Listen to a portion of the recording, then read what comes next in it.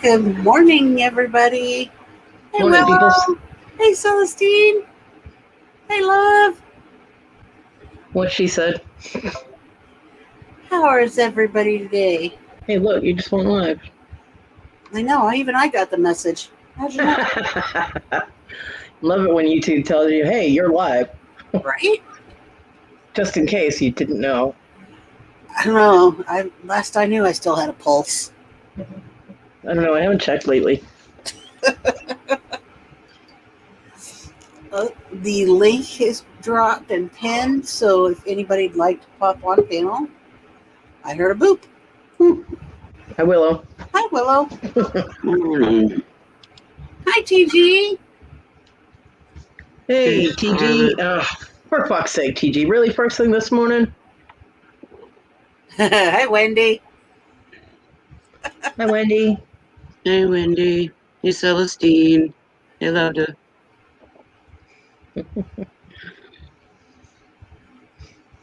Fucking banana poop, man. Nope. Not the way to start my day. The reason that I titled it What's on the Menu, because Sundays used to be everybody, had big Sunday dinners. Sable. And I wanted to know what were the things that people always did. Did you go to grandmother's? Did you do it at home? Is it something you miss doing? It always ends up being about food, doesn't it? Yes, it does, Cody. Good thing I already had something to eat this morning. So there, can't torture me. That is the reason that's my topic. No reason. The only difference with our dinners on Sunday is that we moved from the kitchen to the dining room. We ate in the dining room on Sundays. No biting. Ooh, cheesecake sounds good. I had Cherry Garcia last night. That was awesome.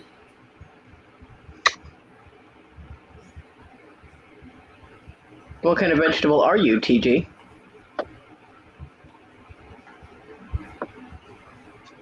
Well, I do enjoy having meat to eat. Honestly, I think I can handle veggies all the time. Nope, need meat. But, Ditto, I'm carnivore through and through. I'm an omnivore. Whatever. Human teeth were created to be omnivorous.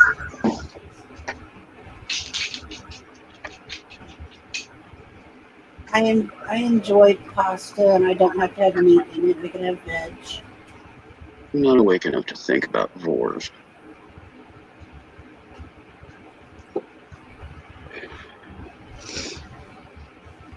Right now I'm trying not to be eaten by a little kitten that seems to think that my ankles are something to gnaw on and claw at right now. Sable in. You say, is her little mental mind not grasping the conversations yet?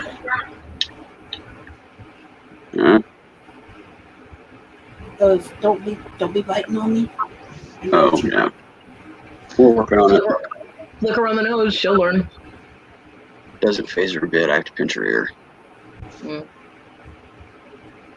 if that doesn't work, then I grab her by her scruff and pinch her ear. And then she stops totally, completely for a good 5 minutes, and then we forget and start all over again.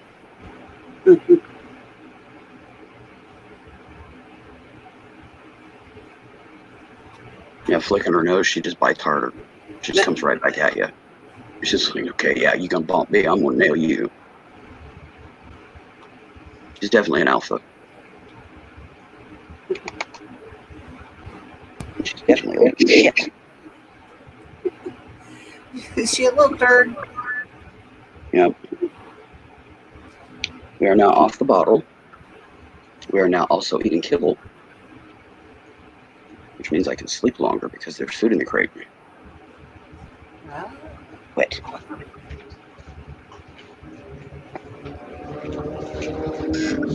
and there's street racing over at Cody's. Yep. Stop fighting.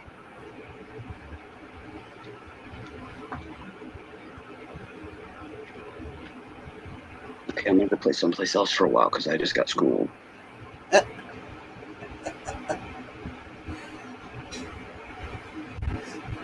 She's going to have to go find one of her little toys and play with it instead of you.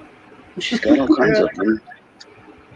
The only special dinners we ever had were on holidays, and we switched off going to my grandmother's or at my house. We tried going to my aunt's house. My aunt Eleanor, the one that laughed like a hyena. We tried going to her house once, and she couldn't cook that well, so we never went there again.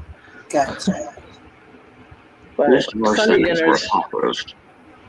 Sunday dinners. I mean, my mom might make a roast or something, like something different, but the main gist of it was we ate in the dining room instead of the kitchen.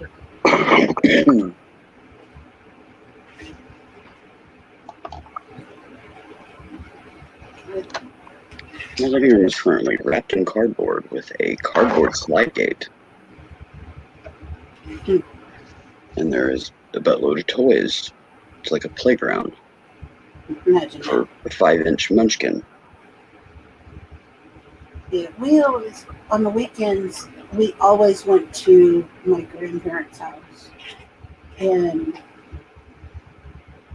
it was almost always on a Sunday because, we didn't do the church thing.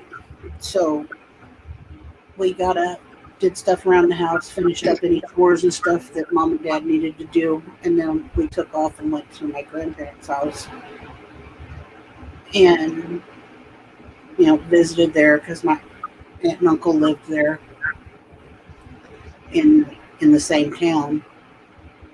And boop.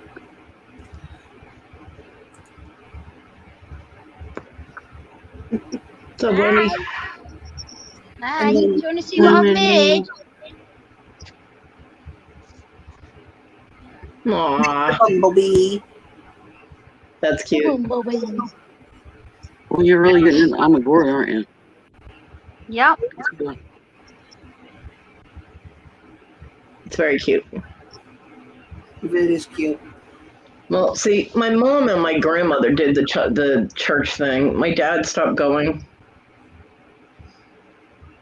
but he didn't want my mom to dawdle, so she wasn't allowed to go visit with my grandmother afterwards.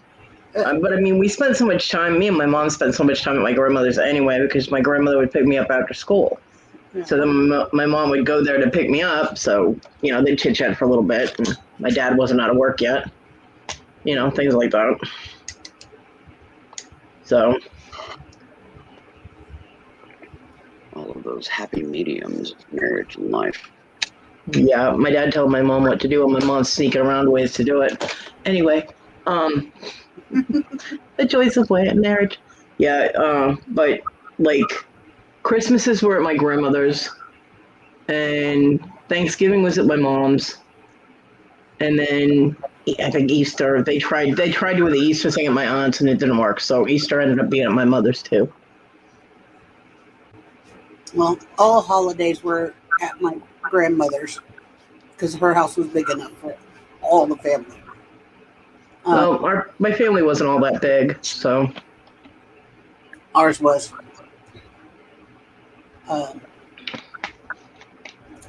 But Holidays were always at my folks' house, especially after I got divorced and was doing a lot of the cooking.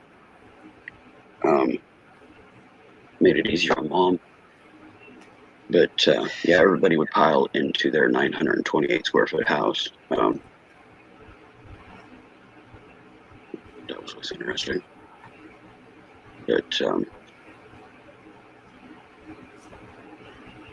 Dad would kind of sort of forget to ask Mom and just invite everybody over and not bother to let her know. mm-hmm. And finally one day she didn't do the overnighter scramble because he let her know like after dinner the evening before. She just didn't cook. So there was nothing, and everybody showed up. Because nobody brought anything. They just expected us to have everything. So it wasn't even a potluck style. And they found out that,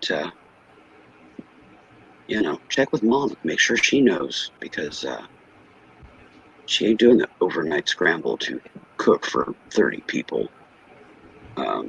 Because dad decided to be an asshat. So after that, they started kind of fading out, and they didn't happen quite as much.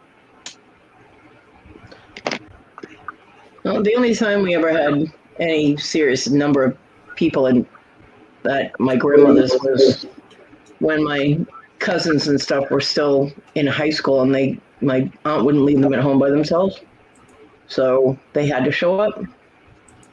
I only know this because I see pictures of them at my grandmother's house, and there's Christmas presents.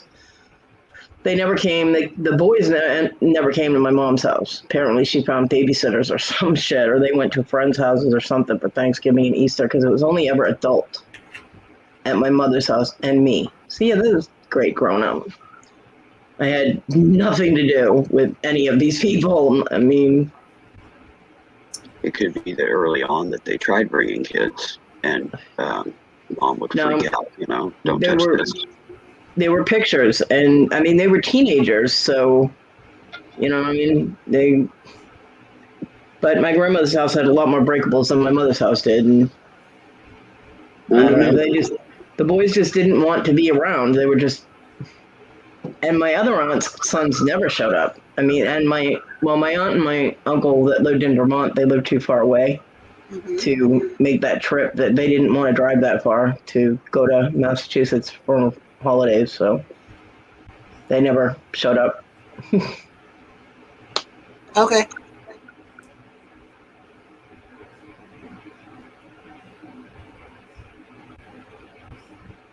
So just is what it is. I mean, my mom and my aunt and my mom and my uncle were real close, because my uncle and his wife lived with my grandparents. So, and my mom was real close to her mother, so we were always doing stuff together. But the other kids in the family, my other two aunts didn't really do too much. So I don't know. Well, it was my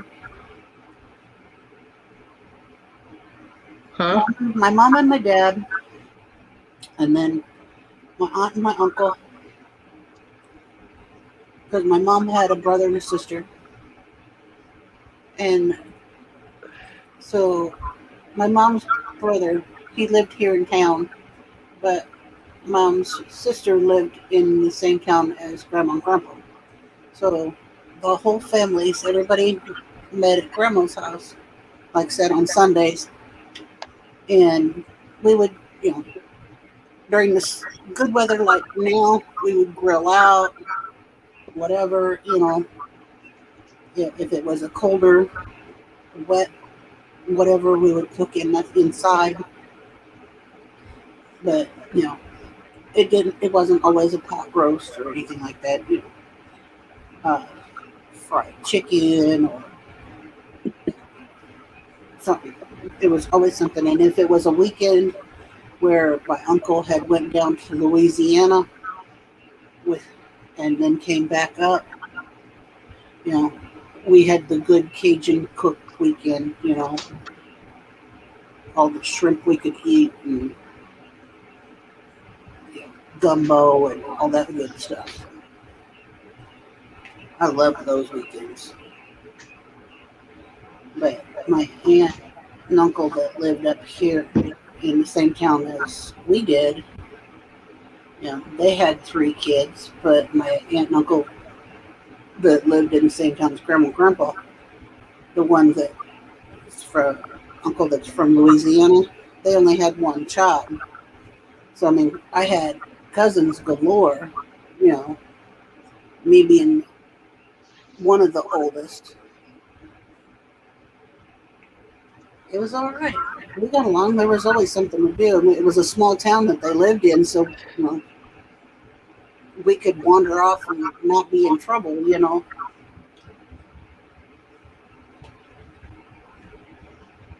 All this is reminding me is that I had a very lonely childhood.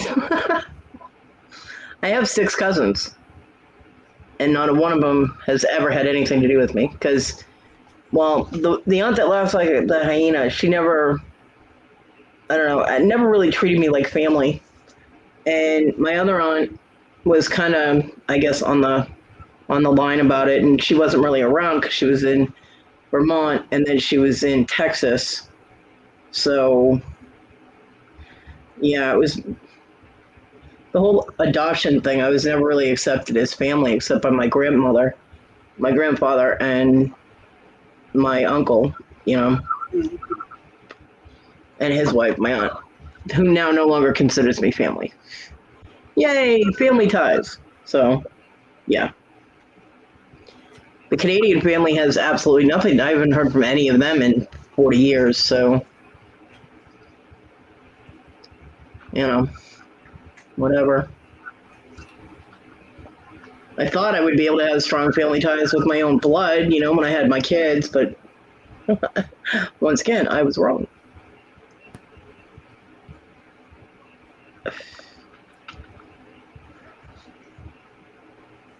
I've got siblings that don't communicate. I've got probably 50 cousins, and I've met maybe, I don't know, half a dozen of them. But they don't, like hang around or anything. They don't call, nothing. Last time I seen them was a family reunion, and that would have been probably late 90s. So,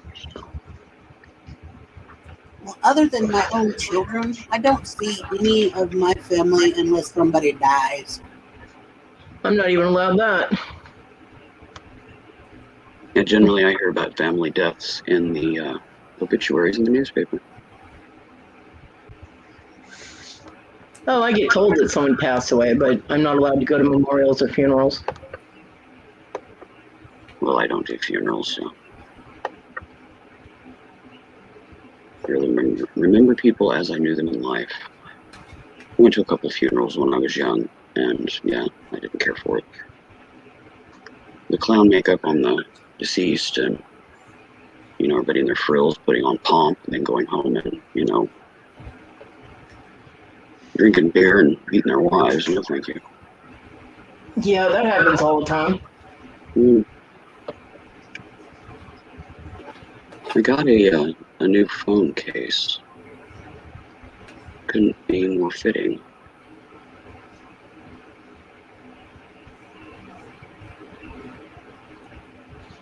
Looks like an owl.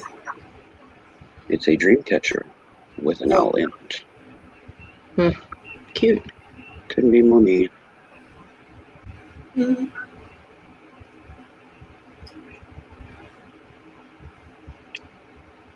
I've been looking for one for a while, and I seen that, and I was like, "Oh yeah, that's mine." But it had to come from China, so it took a good 3 weeks, month to get here, something like that. I don't doubt that.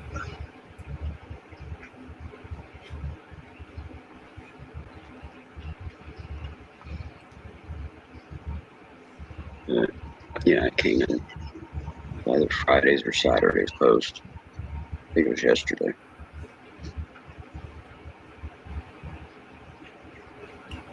My days kind of ran together the past 2 or 3 days here. What, Tina? I said, we're a lively bunch today. Yeah. I haven't been up that long. Quit! Yeah, you tell her. Cat was clawing up so much she shouldn't be clawing up. Marty. Just wrecked more in my shed. Yay. Good girl, Sonny. You tell her. Cat ignores me, but the dog starts doing that to her. The cat immediately stops doing what she's doing. Of Might have course. something to do with the fact that Simi almost ate her head one day. Okay, TG. Enjoy. No, I had the last of my bread this morning with some peanut butter. So I just had breakfast. So you cannot torture me with food.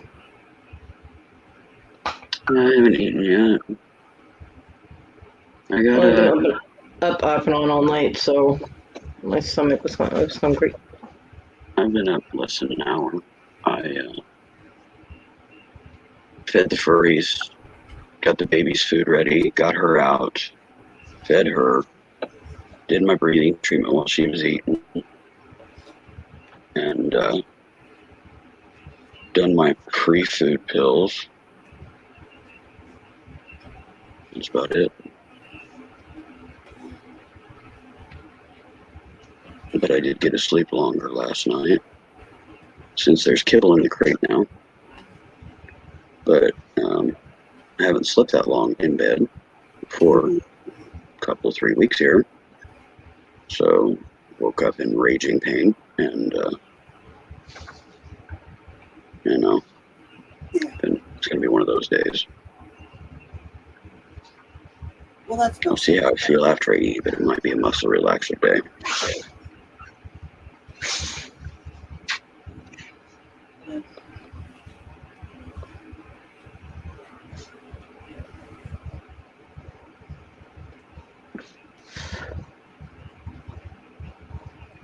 Here it's just kind of sit, see if I can move my legs, see how well I can walk, etc.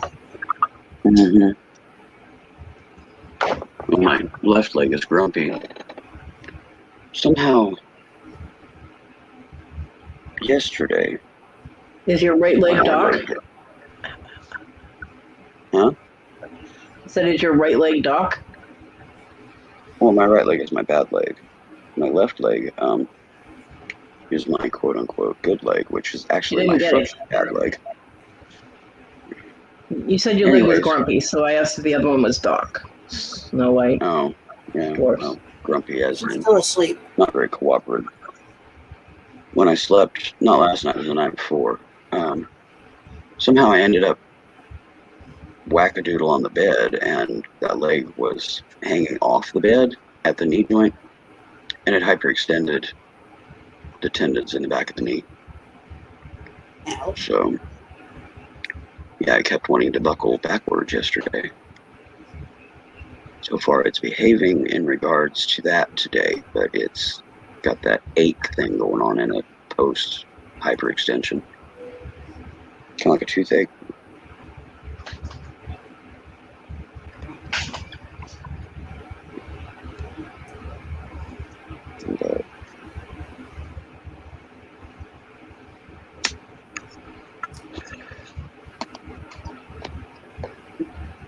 You know, it's like it works, but it ain't happy about it.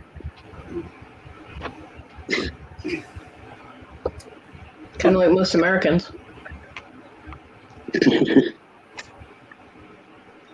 My right leg's retaining water. It's not super bad, but it's enough, you know, that the leg feels like it's got a brick tied to the foot, you know, make it heavy. Which isn't uncommon when the right knee gets pissed off. That's the one that has the luxating patella and needs to be replaced and can't be. So. Which I would think, you know, I mean, they did scans on both of them. They both need replaced, but, you know, the one still functions. It's just bone on bone, but at least the kneecap stays where it belongs. The right knee, you know, I'm constantly having to smush that thing through tissue to put it back where it's supposed to go. Because it flops off to the outside. No, it hurts. I really don't want to taste my peanut butter again. Are you burping it? No, I'm about to throw up. No.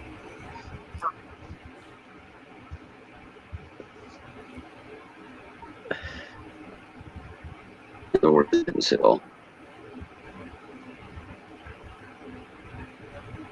Hey, Tim. Morning, Tim. Oh, fucking chihuahuas, shut up. Believe it or not, I can almost hear them, just barely.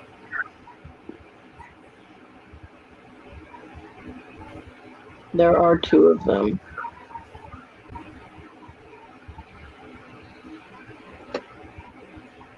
So they set each other off. No, they're barking at something outside. They don't set each other off. They don't bark at each other, like, ever when they're out there just by themselves. But if somebody rides by on a bike or they're walking or whatever,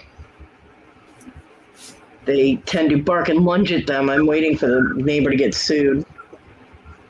No, I mean, if one starts barking, the other one kicks in. No, they just both bark. You know, AK set each other. They just both bark. At the same time. Consistently. There are 2 chihuahuas. Their vocal cords are tied together.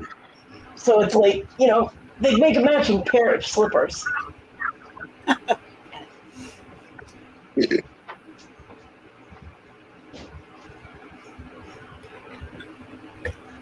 That's fine.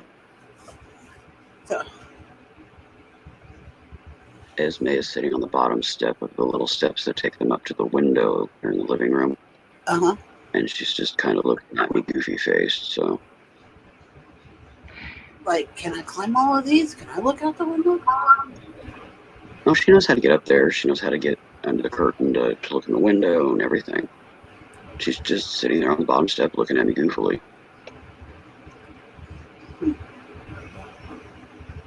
Which means, you know, she's finally run out of gas in regards to attacking and streaking through the living room. She burned off that energy. She'll work her way up to the top step. Sable's gone now, and she'll look out the window, and then she'll kind of hunker down and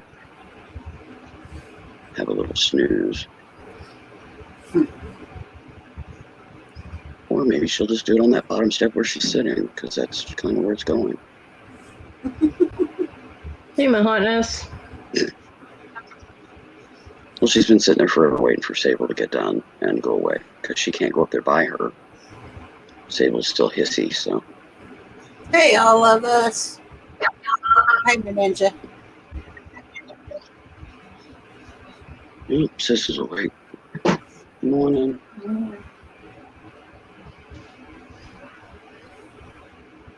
I am seriously in a piss poor mood today. Hey, Amy.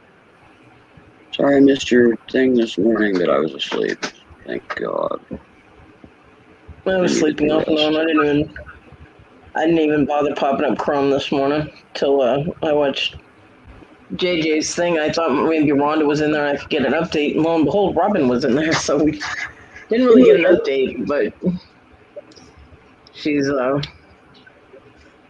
you know, conscious. She was chatting, so that's good. Hey, Allie. Hi, Allie.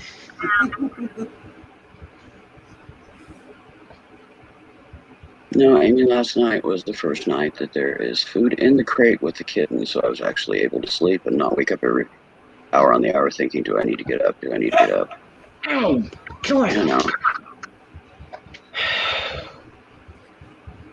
Oh, sorry, Tim. I have a lot of those. But He spent the last 2 days with a really good friend of ours rehabbing Damien's bedroom.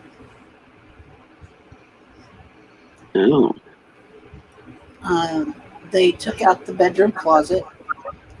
They put up pieces of drywall where the drywall was busted, where he literally broke it out. Finished tearing out the vinyl. Have fun, Amy. Bye, Allie. Have fun, guys.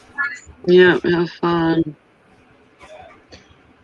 Let me tell you something. If Doolittle And they put down new vinyl and put new quarter round down, and they painted the walls.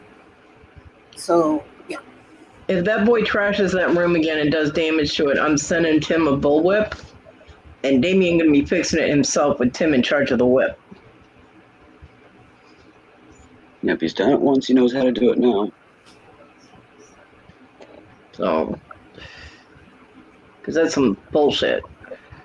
Yeah. I'm thinking about going to the trailer yesterday. Do you want me to bring you back to the ball pig? No, I want you to go with me more. Unnecessary expense.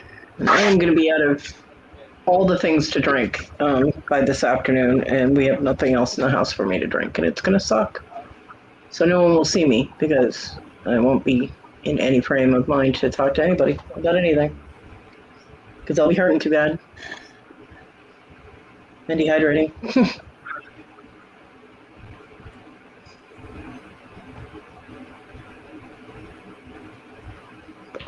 Just giving prior notice. But yeah, Tim and our friend Bill. Hey, Adam. Hi, Adam. Cheers, buddy. How are you? How's your morning mud?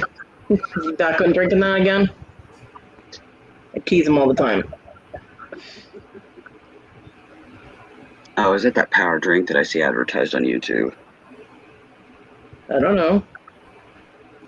Something called It's, mud. it's coffee it's coffee that he put protein powder or something in, but it didn't all mix up, so it was clumps. And I told him it looked like he was drinking mud. So now every morning I was asking him how his mud was. If it's clumping up, mud with goat turds in it. Yeah, well, Oh, for fuck's sake. hungry. What you doing, Mr. Britches? What you doing? Just a little nutrition. All right.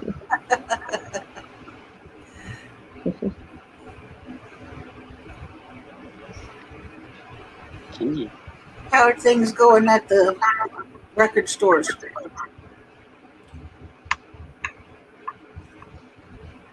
Are Here you we still go. having to keep everything on the limited people, masks, etc.? We're in cuddle mode now, so here's everybody's cutes for the moment.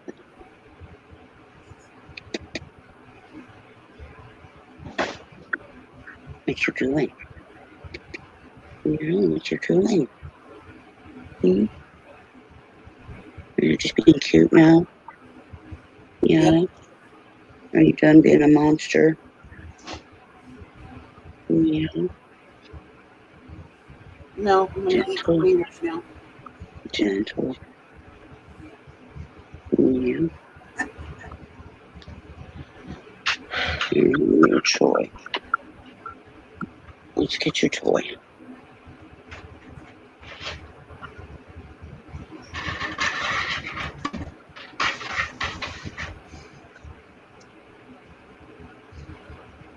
Everybody's cute fix for the day. Yep. Yay.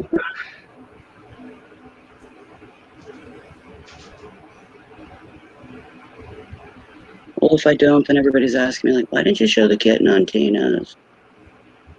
I couldn't go back and watch. There wasn't no baby. I'm Yeah, glad things are getting better.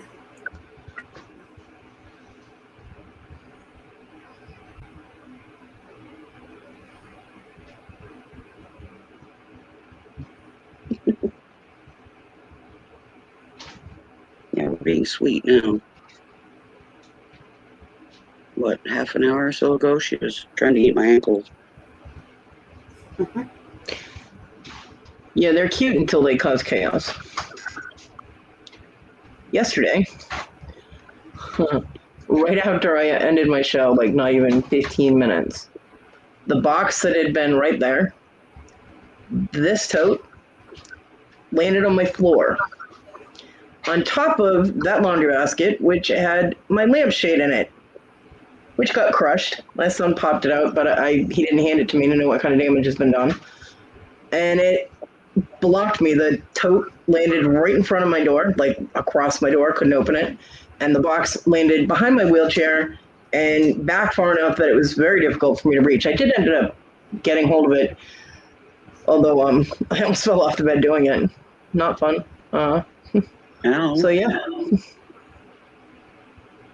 Because of that one.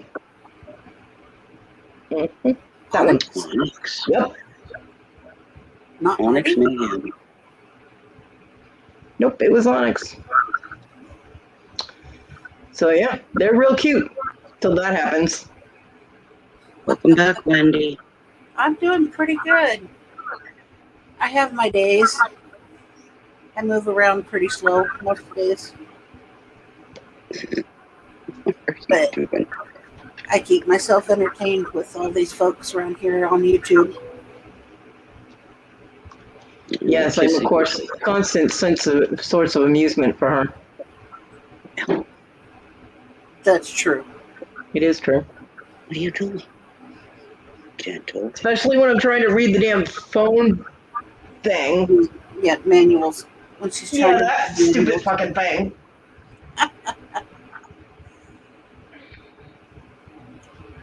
Stupid widgets. People amuse me. What a stupid name for something. Widget. Yeah, people amuse me. Most of the time I sit back and just watch. I'm a people watcher. I've been that way for years.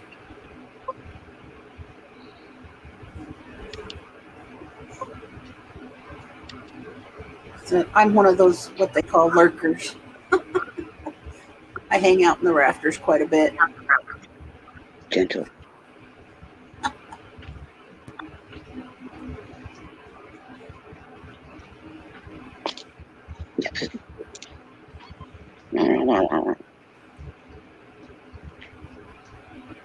You're gonna get pissy again. You're gonna get put down on the floor.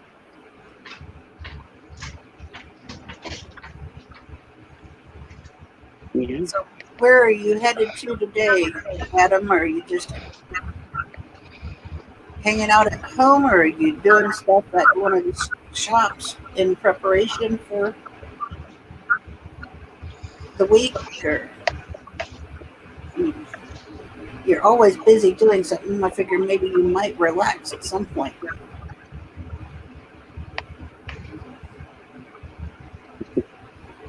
You're in Raleigh. My friend lives near Raleigh. My friend Rebecca.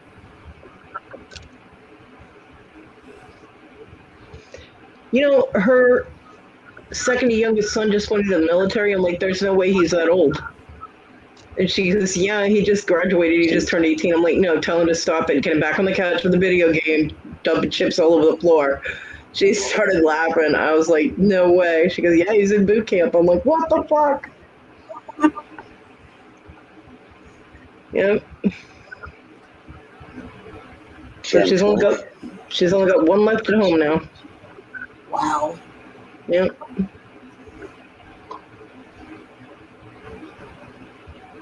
You better be gentle or you're gonna get schooled. Mm-hmm. Well, that would be, yeah, I'm always like, God, where are these kids that keep growing so fast? I know. Why?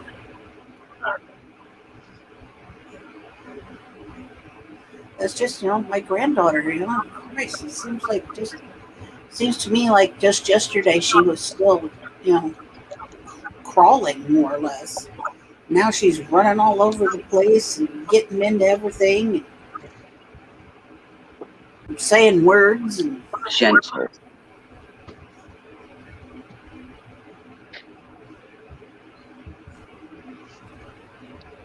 That's better.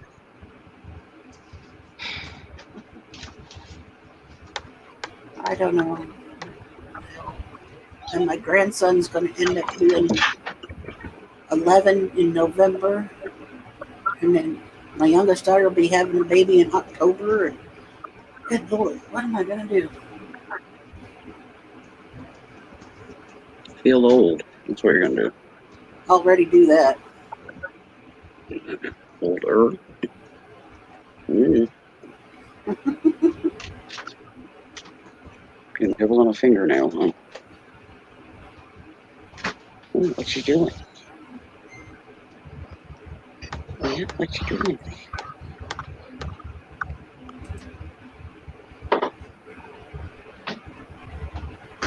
What's that noise? Mm-hmm. It's you talking. No, it's Sis in the kitchen. She keeps stopping, looking, She's hearing Sis in the kitchen. Good. Yes, we can hear. Well, we've got 8 visiting. What's everybody doing? Just chilling out in there?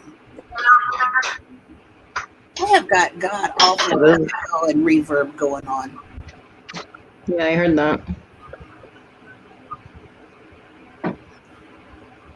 I'm doing nothing, just being my lazy self.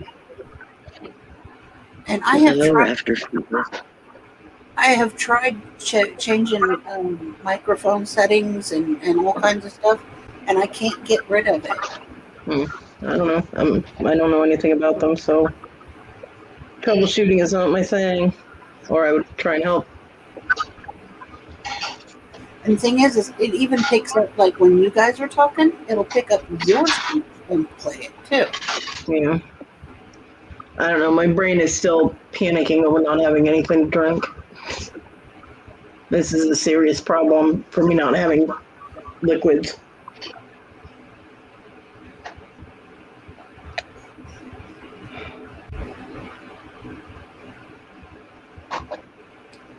Oh, big yawn.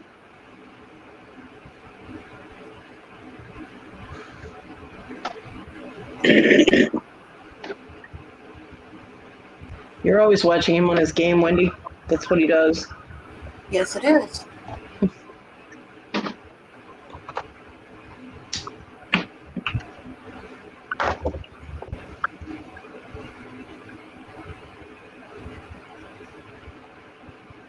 I almost canceled for today because I felt like crap.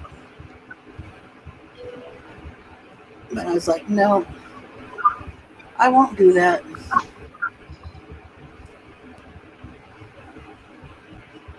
I figured even if I don't say a whole lot, if people wanted to just, have some place to hang out, and if anybody wanted to pop on the panel, I'd just pop them on and let them chat amongst themselves.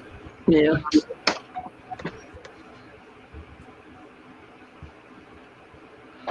Because in all honesty, I don't have a whole lot to say today. Are you stuck? I do, but it's all negative, so I'm not going to do that again. I'd As rather much. rather not have a bunch of negative Nelly things going today. Rather shoot for some positivity for change.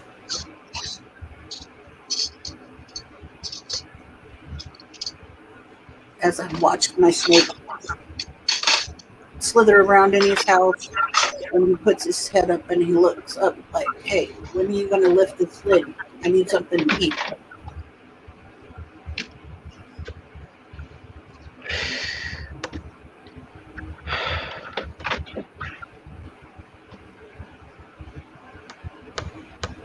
I can't even call my mom for an emergency liquid fucking drop off.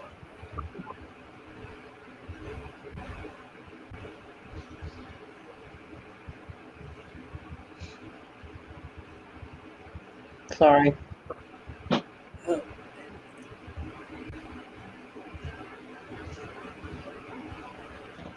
Where's the boy? Adam wants to know when you got the new cat. Wouldn't matter if he was home or not. There's nothing in the house to drink. Well, he has stuff. Oh, she didn't get the house, Wendy? That sucks.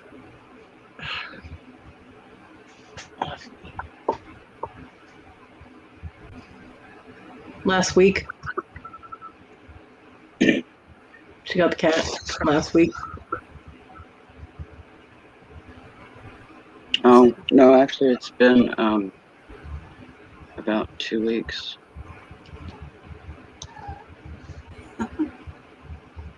Ow.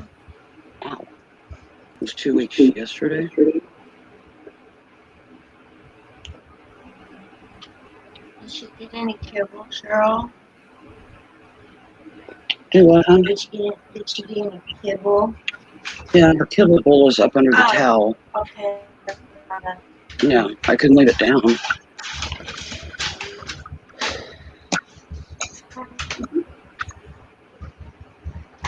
Thank you, Adam. It's a rescue. She was abandoned by her mom out here in the trailer park, so we took her in. Night had fallen, and we'd been watching for hours, and Mom never came back. So, where you can't go down that way. Can't dig your back But paws into my thigh and hang off of it like a monkey. She's like, but I could try, dadgummit. Yeah, she's gonna try.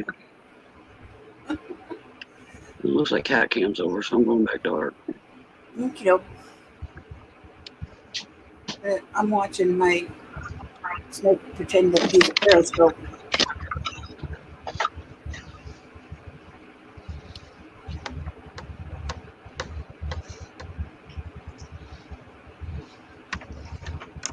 Oh, yeah.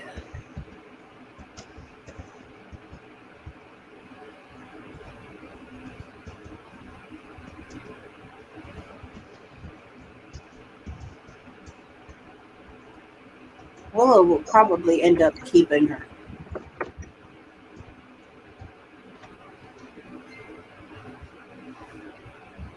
Do what? Adam asks, he says, she seems to like you. Will you keep the cat or have someone adopt? And I said, Willow will probably end up keeping her. Yeah, she's staying. We knew that when we took her in. I used to do a lot of rescue foster and stuff like that, and on rare occasion, I do still do that, but health-wise, it's very difficult to manage a bottle baby with my sleep hours and what have you. Just overall health, the lack of sleep is quite the toll, more so than normal.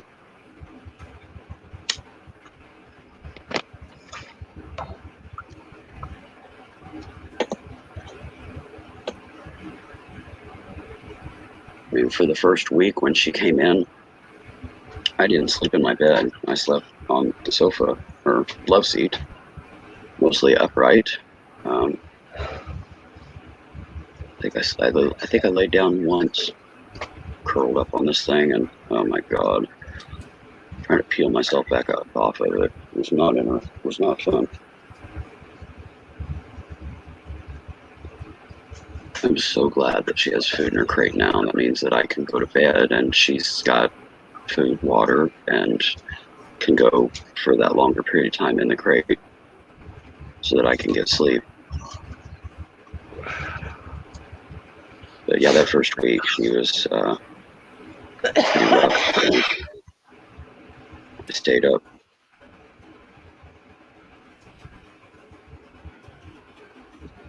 And just dozed on the sofa periodically.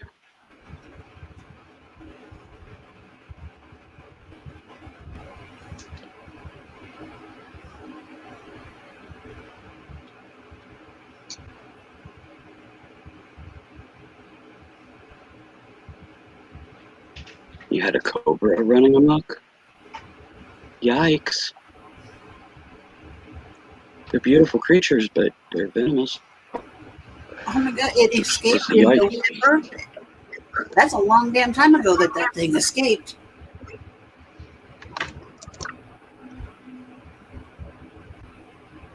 Where did it escape from? Was it yours, or did it get loose from a zoo, or, backstory, Adam, backstory.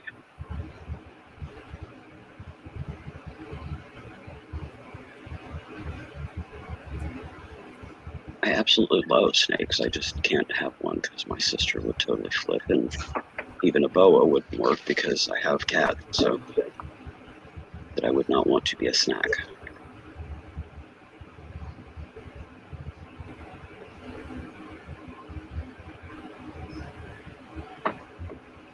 Wow, it survived winter.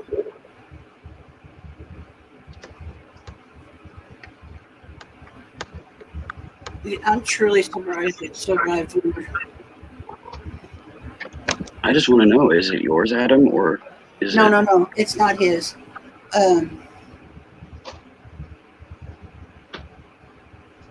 It was in the news. Oh, where like he'd gotten loose from a habitat, Yeah, like in a facility or something, and either that or it was somebody's pet. Yeah, oh, I see.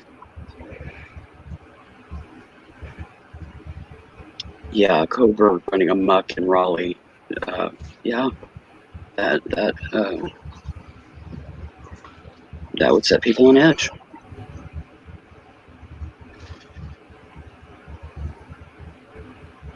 Did they ever find out who owned it? oh yeah. Were they able to scoop them, charge them? I see. So a snake order, basically.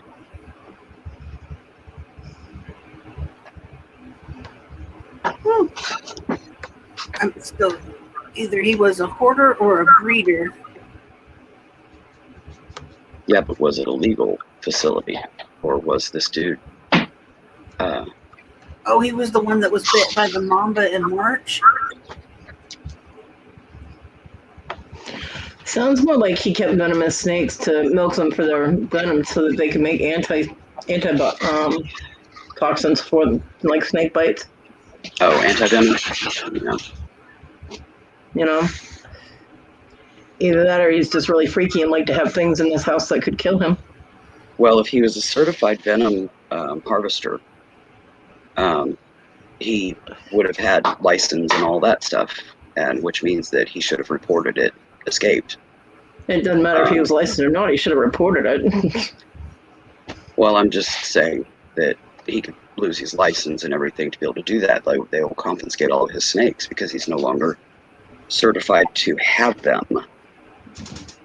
Yeah, I'm sure they probably did take all of his. Yeah, he said he was charged and he thinks all his snakes were taken. Yeah. Yeah, he doesn't deserve them if that's the case. Yeah, if he's not being responsible. I mean, he got bit by one and then another one got away. I mean, that's a good indicator that he's not fit to have them anymore.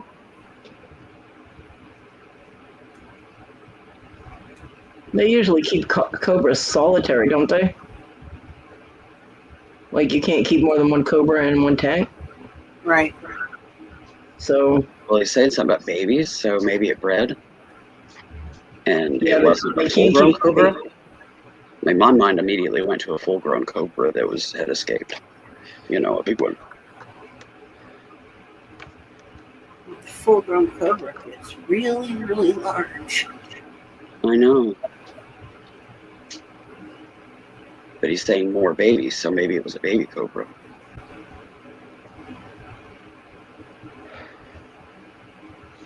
I have no idea. Which means he was also breeding them. I'd have to look up at the story and figure it out. Well, if there was babies, then he was breeding them, which means he had more than one. He would have had to have at least had maybe a pair. He had 75 snakes. Did you Google it, Colleen? Damn right, I'm tired of waiting for answers.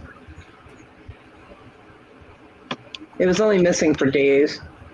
Well, by the time they realized it was missing, I guess. Damn.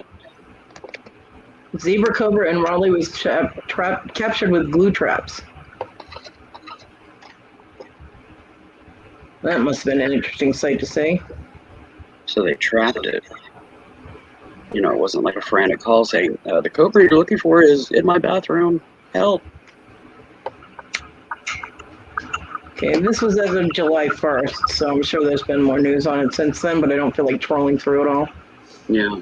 So the cobra for days had northwest Raleigh neighborhood stepping lightly with their heads on swivel was safely captured Wednesday night. Authorities have yet to reveal what, if any, charges are pending in the case. That was July 1st, though, so. The highly venomous cobra has been located and safely removed. They haven't released details on the snake's new whereabouts, only saying the snake is safely contained and cared for in an appropriate facility. It was found in the same neighborhood from which it escaped. They cornered the snake Wednesday and eventually captured it in a red bucket. Yeah, there's a detail you need to know. They tried to get comments from the snake's owner at his parents' home where he lives, but was asked to leave the property.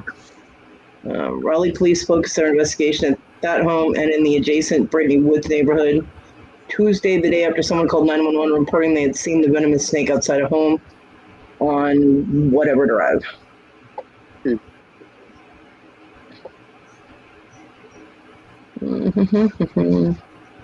He was hospitalized in April by a snake bite. That's probably the mamba bite. Oh, he's an idiot. He posted on Facebook in April describing himself as having been bitten by his own West African green mamba. And apparently he is not in the business of doing anything with antivenom because it had to be antivenom from Riverbank Zoo and Garden in South Carolina had to be rushed to a local hospital in order to save his life.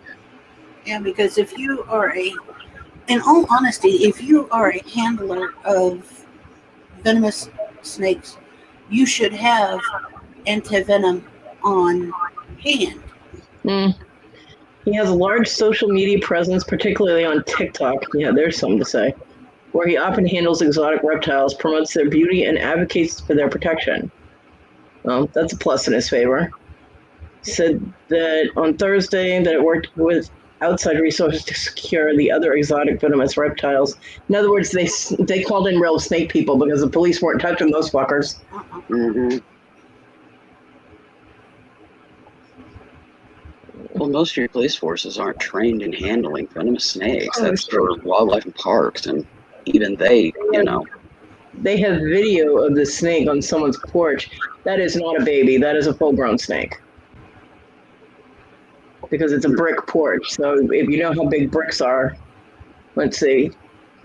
1, 2, 3, 4, 5, 6, 7, and there's still more of the snake to go in brick. Like if the brick is standing upright, that width, that's how many bricks there are to that snake right now. Without the video moving.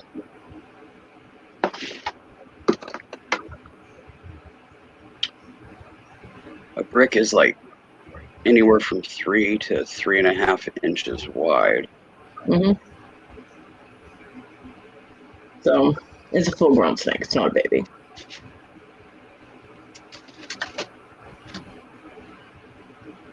Well, Adam says that it is a baby, so it's not officially a full-grown. Well, it's not an itty-bitty baby, that's for sure. Well, I know green mambas get fucking huge. Well, this is the cobra. It's not the mamba. Oh, yeah. Yeah, but cobras get pretty good size, too. I think they can get, what, 8, 10 foot? Maybe more. Elvis. In North Carolina, it's legal to own exotic venomous snakes, but there are multiple stipulations. Yeah.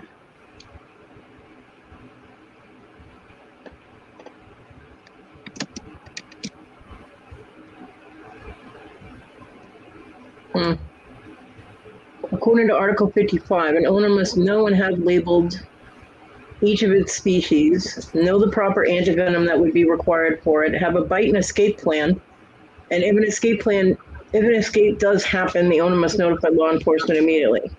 It was originally written to deal with snake handling, religious snake handling that was happening outside of the churches on public squares. Okay, zebra cobras don't get that big. I'm looking it up here. The average length is 4.9 foot. Yeah, so it's close to not being a baby. Yeah, it's like a juvenile. young adult, something like that. Okay, I want to click on the link that Adam put out.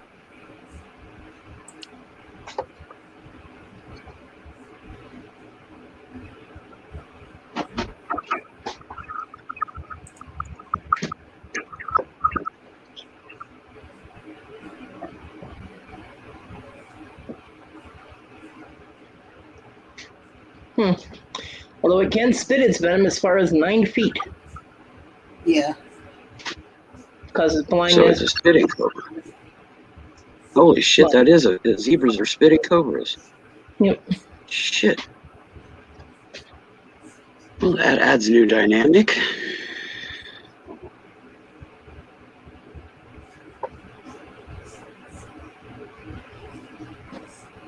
Yeah, it doesn't say anything else about any other snakes getting out.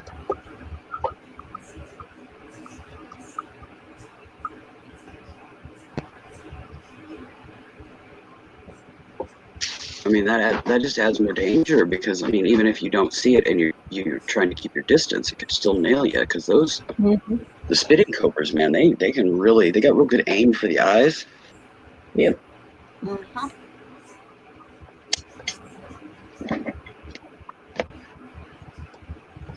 But yeah, that snake was definitely large enough that it would have to be in a tank by itself. So I highly doubt there were any other snakes in the tank when it escaped. So that means that would be the only one that got out. As long as there weren't any other empty tanks in its place that looked like they should have snakes in them, they should be fine. Yeah.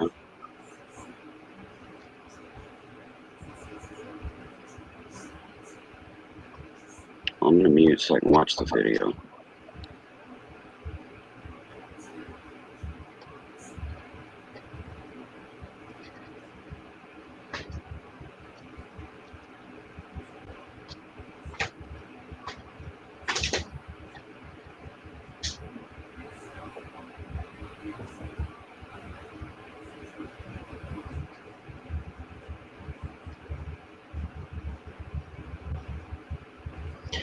Well, the picture and video that I was looking at was on the news channel, and it was the same snake. So there was no mention of how big the snake was in the article.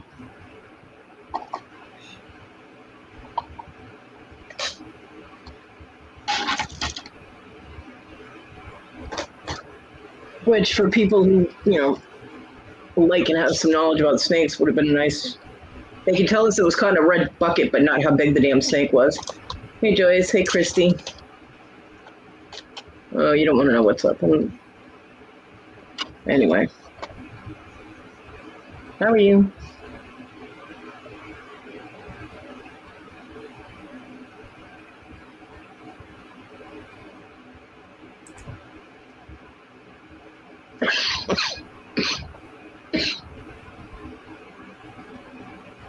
Tina, where'd you go? Sorry, I was watching the video. Hmm.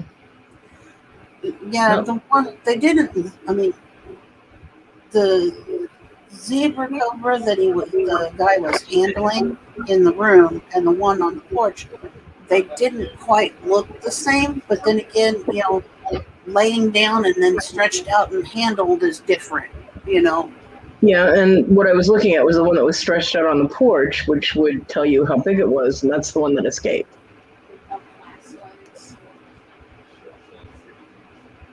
Less vibration at home. Anybody want a 17-year-old boy? No. But he does more than yours. But he wouldn't once he got here.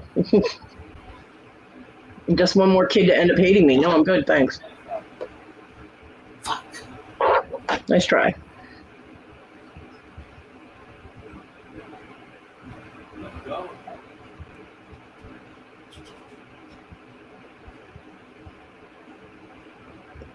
Night, Wendy. Sweet dreams. Love you. Night, Wendy. Actually, shut the phone off. That way you don't have FOMO shit going on.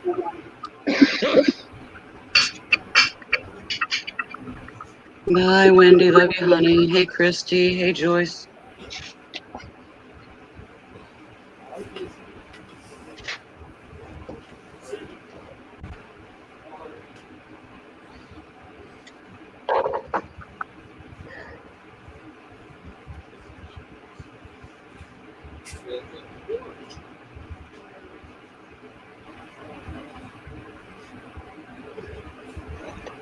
But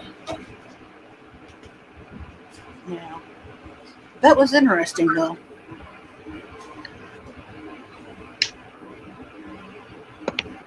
Definitely. Of course, you got tigers wandering around and snakes and all kinds of shit. I know, right? Now we're just missing the lions and the bears. Well, we had the bears yesterday. One of them ate a woman in freaking Montana. Yep. Oh, yeah.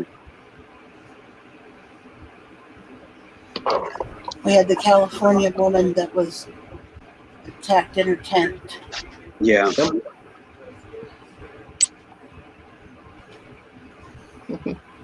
All right, Adam, have a good day. I don't play Awesome. music, but you do Have you. a fabulous day, Adam. I like my quiet, but you do you. Bye, Adam. Good sales today, my friend.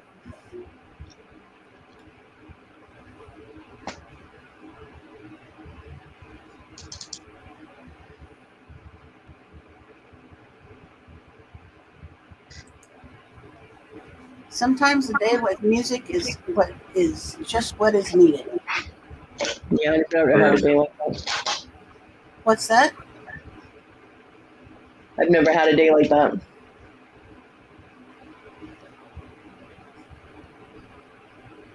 A day with music? Yeah. You just sit there on the YouTube and you pull up songs and you just get into the tunes. I don't want to. That's where you get all up in your feels and stuff.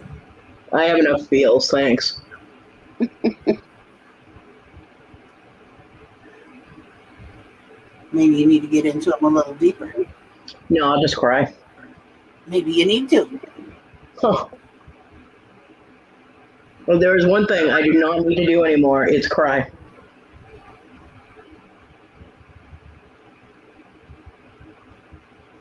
Besides, then I'll get thirsty and that'll be bad. Tater tot casserole. Christy. And there are a lot of variations. I don't know. I don't have to do that with my neighbors. All I have to do is throw weed at them and they'll be fine.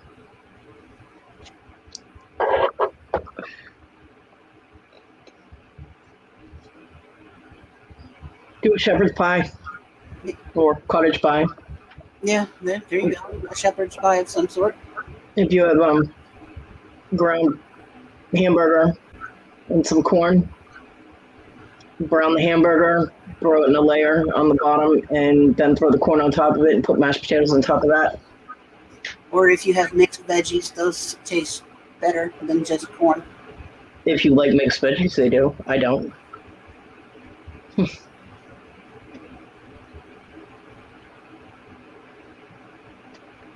Ooh, big family. Large munchkin load there. I always use cream corn. It's the only thing I like cream corn in. And then you just throw it in the oven and bake it for like 20 minutes at 325. Hey, Kevin. What's up, Kevin?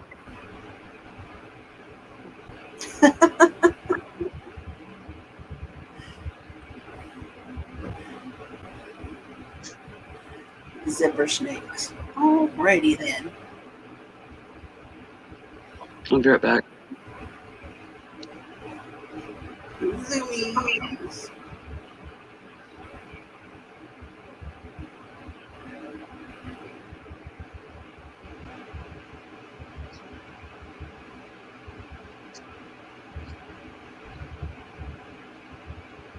How are you doing today, Mr. Saga?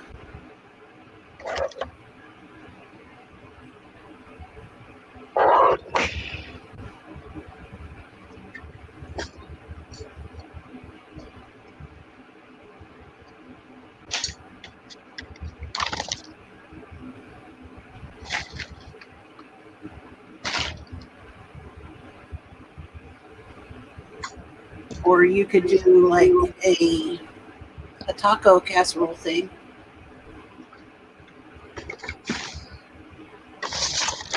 Gotta be careful. Not everybody likes tacos.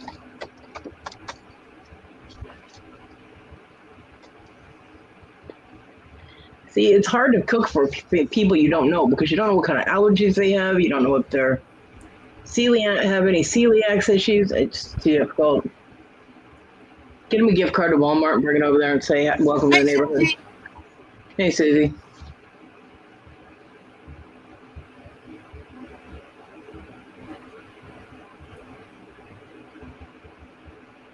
Well, that's appetizing, Christy. I wouldn't put that in a casserole, though. Unless the Munsters had moved in next door.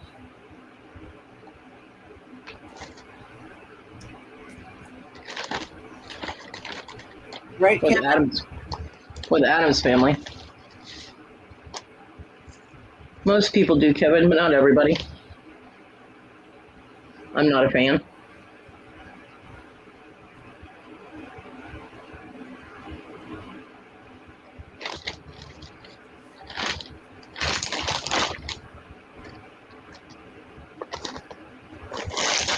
Well, I guess you could always make a giant chicken pot pie.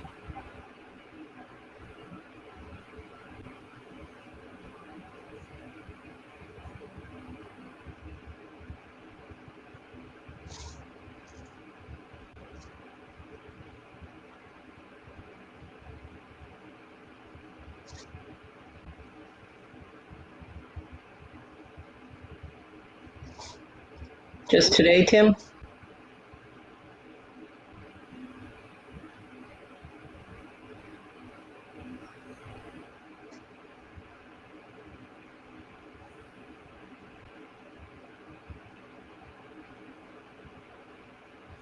Not going there.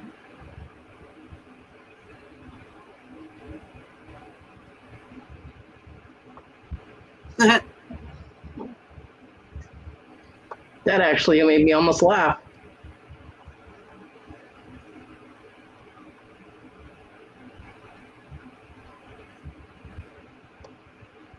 Yep, exactly, Kev.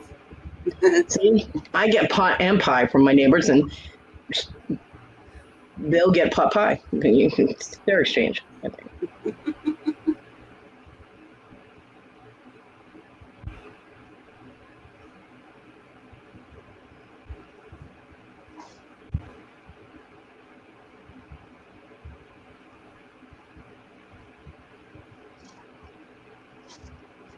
Yeah, it's a love-hate relationship.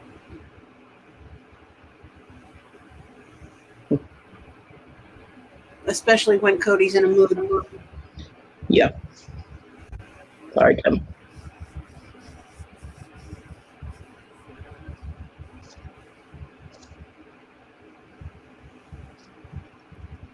Sorry, there's not much chatter today, guys.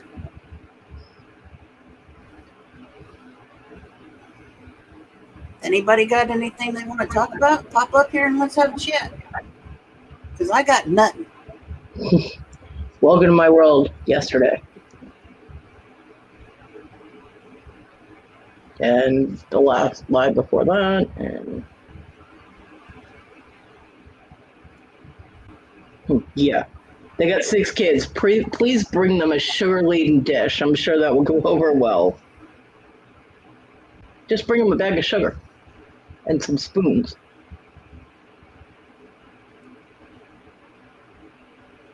Well, unless they're diabetic, sugar ain't got nothing to do with it. Sugar is an energy boost. It's short-lived. When you have 6 kids, that's not short enough.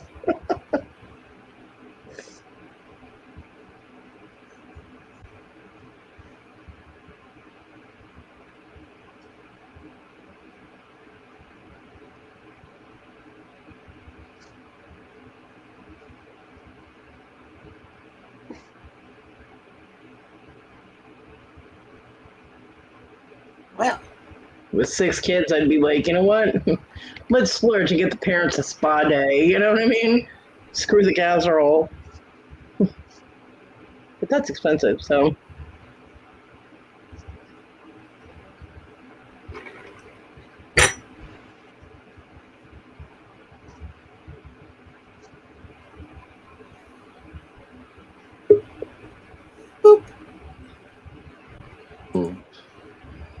What's up, Kevin? First of all, if they got 6 kids, you got to try to make them leave immediately. So no food for them. 6 kids, instead of buying a casserole, you better buy them, stuff to teach them what not to make kids with. You really can't go wrong with cake, but the one kid who never got anything, if they have a sugar issue, ain't getting cake. So you can't go over and go, I got a checklist. I want to make you something. All right, who's fucked up in this house? Yep. You can't have sesame seeds. You can't have peanut butter. So I'm going to make sesame peanut butter cookies for you two. Where do you got the kids? These 2 I'm going to lock in the garage. 6 kids. Jesus Christ. Can't even imagine 6 kids. Me either. Of course, by this point in life, they'd all hate me anyway, so it really doesn't matter. See, there you go, Christy. The chicken pot pie thing.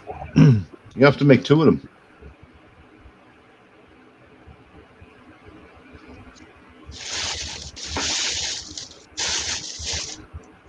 Why is everybody downtrodden today?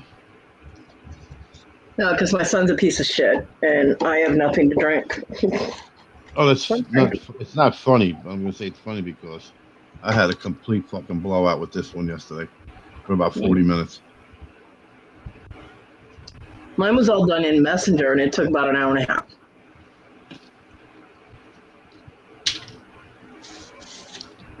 Lord forbid that hers actually does anything face to face. But And then he came home from work and acted like he had done nothing wrong at all. He was actually nicer to me, which means he knows he crossed all the lines because he was very cruel. And I can't deal with it again. He does this all the time and realizes he went too far and then feels bad and then starts acting like everything's sunshine and roses. And you can only get hit so many times before you stay out of range. So I'm not having it. And he didn't get anything to drink when he went shopping, so there's no water. And our tap water is absolutely disgusting. It's not palatable at all. You can't drink South Carolina water. It tastes like sewage. So I have issues with my mouth. If I don't constantly have something to sip on, my mouth hurts. So my anxiety levels are increasing because I'm going to be out of something to drink by this afternoon. Hi, Julius. So why can't he run out and get it? Huh? Why can't he just go get it? Well, he's at work, and that would mean him actually doing something for me. Does he have a phone? Yep. Call him and tell him to pick up a 24 pack. Well, yeah, that would mean him having to be able to get to a store, and he doesn't have a guarantee for a ride. He'll come up with some excuse and whatever. He said that when he was at the store last 2 nights ago, they didn't have any water. Yeah, okay. So that's why he didn't grab any. And I was like, they didn't have, I drink soda. And he goes, well, they didn't have any Pepsi. He goes, they had Coke. I'm like, well, I drank that. He goes, oh, yeah, I know. Didn't get me any. I was like, I drank orange too. And he's like, yeah, I saw that too. But what? You fucking asshole. So, yeah, no, he doesn't care because I'm just lazy and I'm money grubbing and there's nothing really wrong with me. I can do everything I should be able to. Don't get me started, Kevin. Seriously, I'll have to get offline and just cry. So. Oh, and he's not paying me back the $1,000 he owes me. Well, I got blow out of the attitude for the last 6 months over the fact that I was a colossal piece of shit to let him move down here with his mother 5 years ago. Because they don't understand that you really don't have an answer in the game. In New York, men get fucked royally. And they raised my child support, which I didn't care. I paid them more anyway. But when you're going to use it in an argument, then you use it as a weapon, like you do care. Yeah.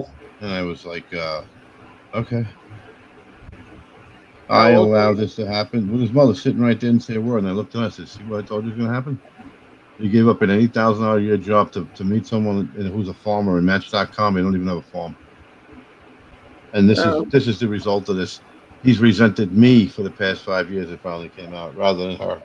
Yeah. Well, he's been doing things for me since he was 17 because I'm lazy. Well, not disabled, not unable, but just lazy. I don't know where these kids these days not come up with the fact that I don't get it. No matter what you do as a parent, I don't understand the mindset of the selfishness that's not outward all the time, but it's a burden to try to help somebody because that's what life was based on, was helping everybody. You know how many grandmothers would be living in the fucking street if people didn't take them in? Millions. And grandfathers, Yep. make them comfortable for a few years, or siblings. Listen, the husband, the wife, the 2.5 kids, the white picket fence, the dog, and the cat. That pipe dream they taught you, that went out with Donna Reed show being canceled in 1959. Doesn't exist, never did. It was a pipe dream. You shut your door at night. You live in a quiet neighborhood. The next day, you find out that the wife killed the husband overnight. You're like, oh, they were wonderful at the barbecues. Yeah, but you don't know what goes on behind the door. Right. The dysfunction and misery. And I'm not even angry about it, but the dysfunction and the misery in this country, I don't want to hear about COVID. I don't want to hear about pharmaceuticals. I don't want to hear about none of it. It's the basis of each person's got to be held accountable for themselves. Period. Everyone's got a fucking excuse. It's not an excuse when you have a life-altering situation. The only excuse is why don't, or why do, I'm sorry, take that back. Why do people not have, and inherently, I'm still believing that somewhere, somehow, everyone has compassion, but I don't think so anymore. I used to believe that. I used to believe that everybody did at some point, even Jeffrey Dahmer and Ted Bundy. You know, Jeffrey Dahmer, everybody loved him in his neighborhood, used to shovel their fucking sidewalks for free, but he had 19 bodies in his fucking freezer. So, compassion and disconnect, they better do something about it. They better slow it down. I mean, and it all starts with the whole generation of latchkey kids. Kids resent you putting their thumb on them because they see what other families do who don't give a shit about their children or what they do. They just don't. Here's $100 bill. Just leave me the fuck alone. Here's $40. Go out with your friends. And then if something happens, not my kid. Do you even know your child? People got to ask them, do you know your child? The oldest one I know like a book. This one I know pretty well, but I didn't see, and you can't always see because they're human beings too. There comes a day where we're not smarter than them. There comes a day when they have the same level of social anxiety, anxiety, depression that we do. They become adults. And then you can't even help your friend from jumping off a bridge. So that's the main concern of a parent, is the worst case scenario. They don't understand that. Then when they have kids, they're like, oh. Or if they're tight with a sibling, they're like, oh, now I understand. I didn't understand, and I poo-pooed anxiety. I just thought people were just not dealing with what they needed to deal with until it got thrust upon me 2 years ago, and I feel like the world's biggest dick. I didn't make fun of people with it. I just thought it was so prevalent that, what is this? Is this just excuses? I don't understand it. Till I got it, and I got behind the wheel of the car the first time after my first issue, and the first car that drove past me seemed like it was going 140 miles an hour. I looked at my speedometer, I was doing 25. He was doing 40, the speed limit. I turned the corner, went back home, I go, holy shit, I'm fucking shaking.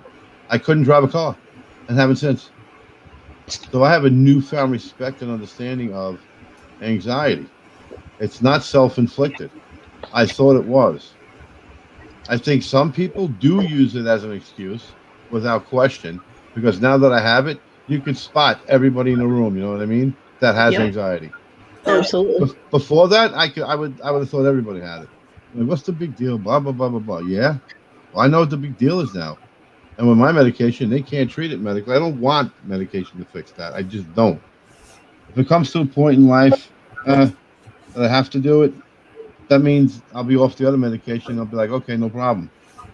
So I'll just take that $14 at Starbucks.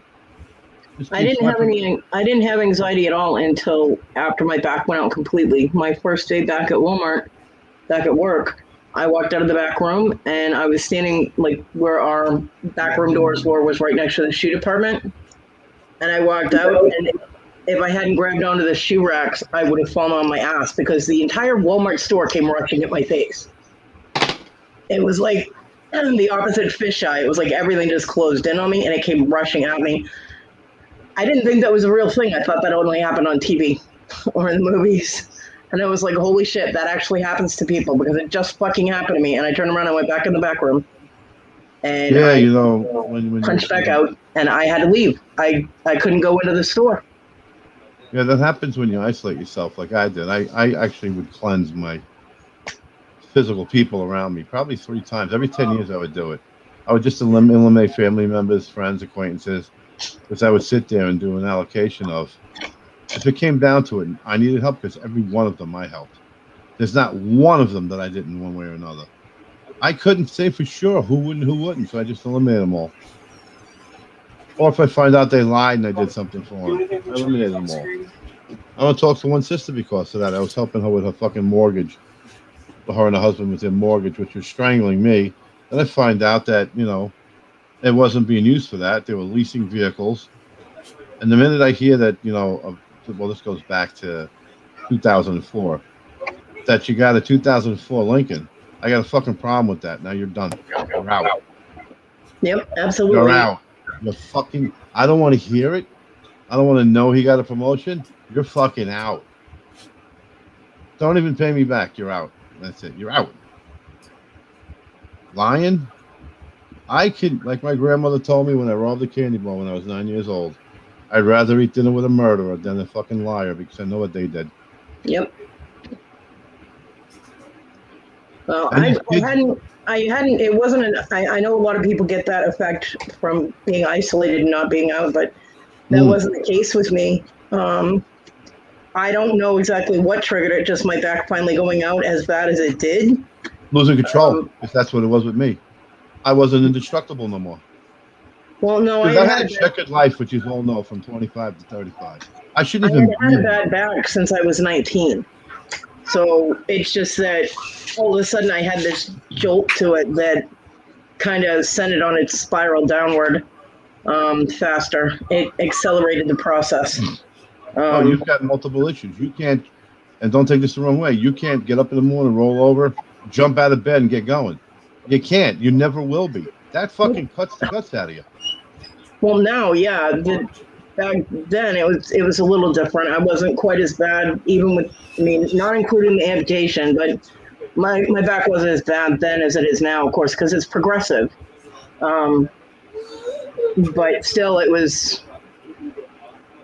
Damn Newfoundland dog did me in, man. But you also have these days where you can kid around and goof and blah, blah, blah, blah, blah. And, you can have people on here and then one day they're not there. At least you process it. And if you're pissed off today, hang out here and be pissed off and be hurt. The worst thing you can do is shut everybody out around you and then just let it fucking eat you. I did that for a long time and it got to an ugly place.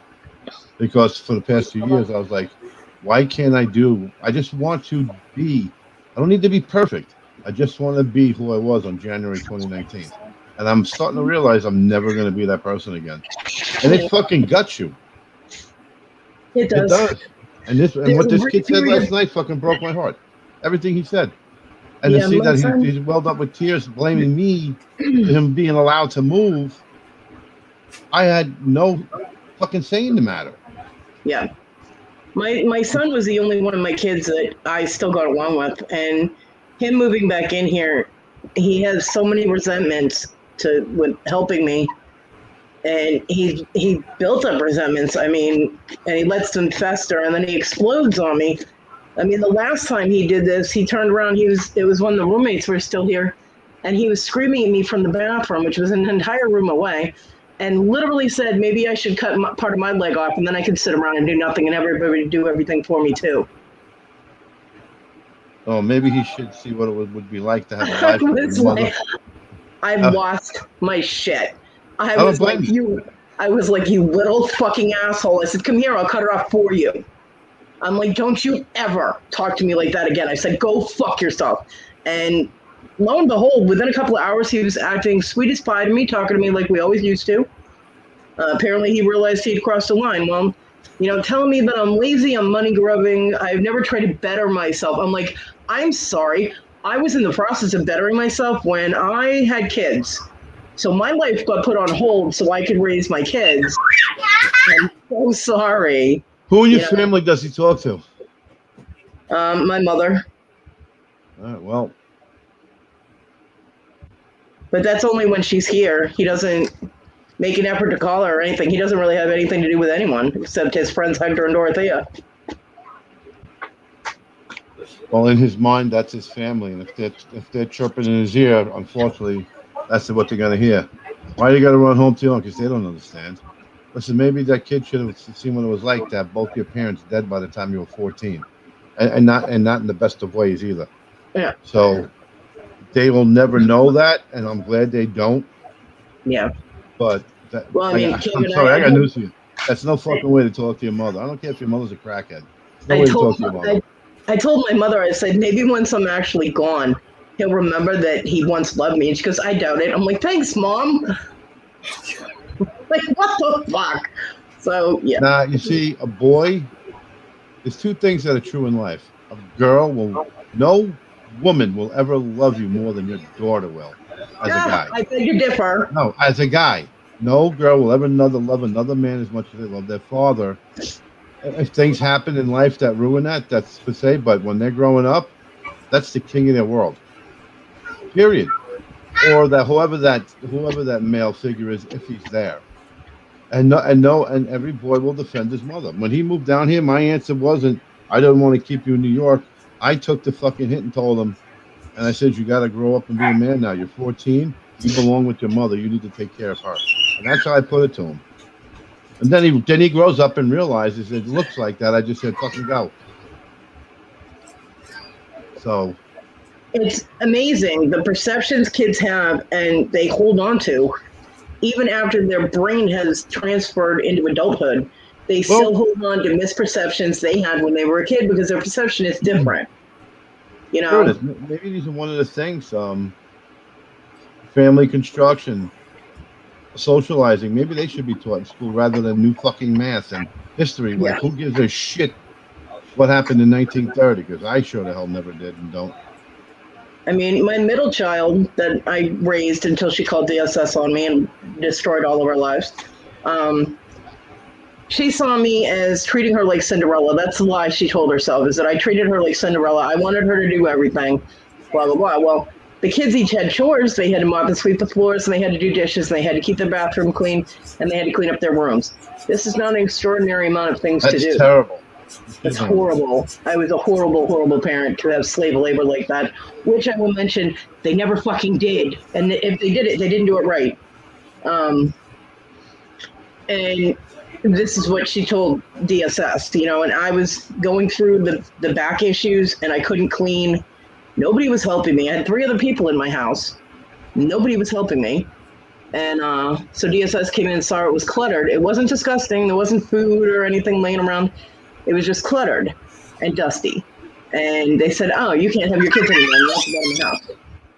Hi, baby girl. It's great that they have that power to make that decision, but I'd like to be a fly on the wall in some of those people's homes and see their construction.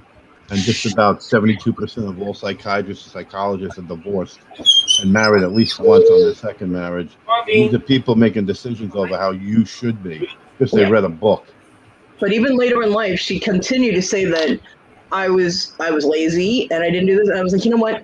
I was like, I'm going to give you an example of something to show you how off your perception is. I was like, a mother goes into their child's room and scoops them out of bed, puts their hand over their mouth, tells them to be really quiet, sticks them in the closet, tells them not to move until she comes back or until they hear, like police or something, but don't move. Now, the child doesn't know that the mother heard somebody break into the house. The mother's first concern is to have the child be quiet and stay safe. So then the mother takes care of whatever's going on, gets the kid out of the closet. The next day, the kid goes to school and said, my mommy shoved me in a closet last night.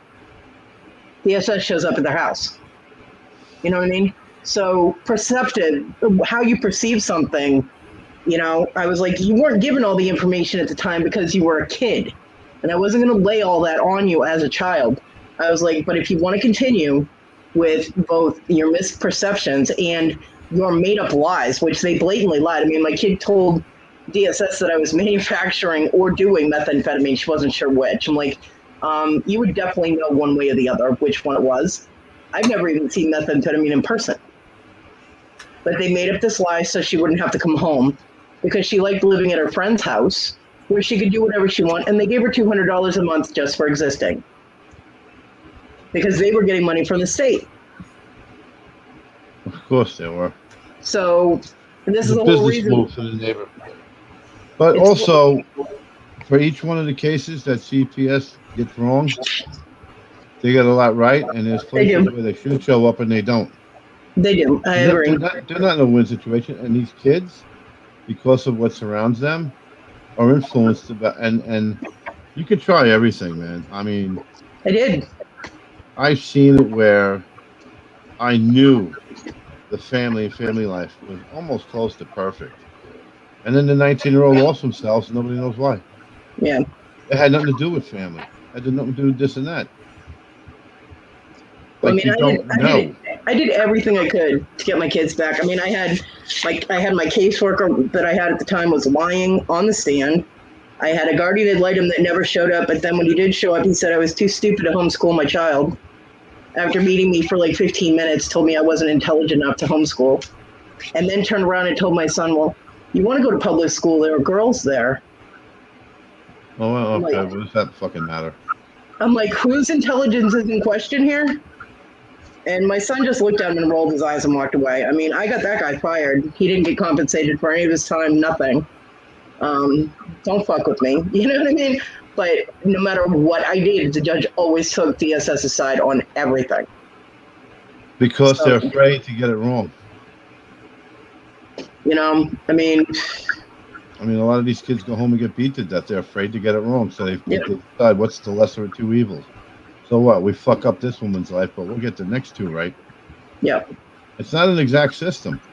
I know. Once they took corporal punishment out, which I'm not. Listen, if somebody does use it, that's fine. I'm not a believer in it.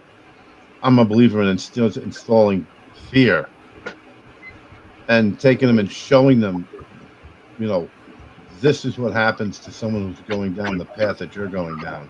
Yeah. And make them look at pictures and make them look at car accidents and make them look at things, make them look at what you look like.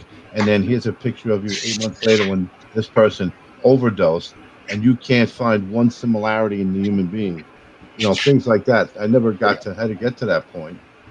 But I would tell them, if this is what you want to see of what could happen, I had it easy with the first one. The second one, listen, he doesn't do anything wrong. He won't even hang out with people who smoke. He doesn't drink. He doesn't do any drugs. But am I stupid enough to know that could come across him? He's only 19. When he's 30 and he has, you know what? Do smoke all the weed you want. I don't care. You're gonna drink till you fall down at home. I don't care. I won't say that my son doesn't hang out with people, because Hector and Dorothea smoke weed, but he's more of the thing where you do what you want to do, just don't do it, where I can get it all over my clothes and shit and get it in my system. He doesn't smoke himself. He doesn't drink. He doesn't do drugs. He socializes with 2 people, and now he's working again, thank God. So, but he doesn't feel that he should have to pay me back for the last 2 months that I've had to pay his half of the rent and utilities. I mean, that's almost $800. Plus, he owed me like $200 and something dollars from when he was short on rent. And he's like, I don't have it all. I'll pay you back. Because he helps me, and he gave up his entire life that he was doing well, living with his friends, to come back and help. Well, he volunteered for that when Issa was still living here, and then he ended up trapped in a situation because Issa left, and I didn't have any help. And he goes, because family does this for each other. I said, so family does this for each other, but I'm supposed to pay you to help me? I'm like, how does that balance out? I was like, I'm on disability. I had to do without anything and everything that I needed or wanted so that I could pay the utilities. I had 21 cents left in my account last month. My mother had to give me $25 for rent this month, and everybody else was helping with food. So Why do you not have to repay any of that? You know what I mean? I don't understand that concept. If I had money coming out my ass, I wouldn't care. But I don't. But because I asked for my money back, I'm money grubbing. And I don't do anything for anybody unless I get something out of it. I'm like, which is totally not true because I have gone without a crap ton for other people, including my family, without asking for shit. So A family's supposed to be constructed, and it's not. Where no matter what, you make sure that everybody you know's got a roof over their head for that night and something in their stomach. That's it. Other than that, it's all excess. But they got to make sure of the other stuff.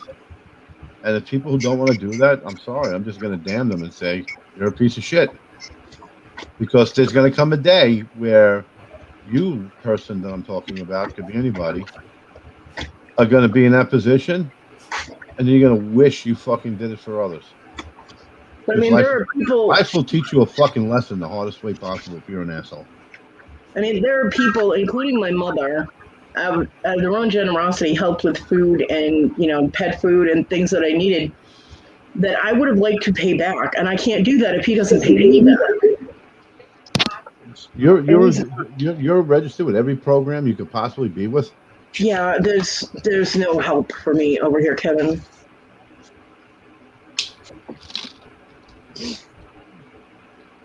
Not even WIC and the other thing? You can't get WIC unless you have children under the age of 5. Oh well, you can get $3,600 for the next year for those kids too now. Yeah, I don't have kids under the age of 5. My son is 26. On top of those people never worked and put money in the system, so let's give them more money and not help the people who are going to lose their homes and living in a bad time. And I don't get it. Yeah, I don't either. I mean, as a whole, one kid defended the country, the other one says, why would I do that? All this country does is try to put me down, and they're both right. They're both right. Yeah.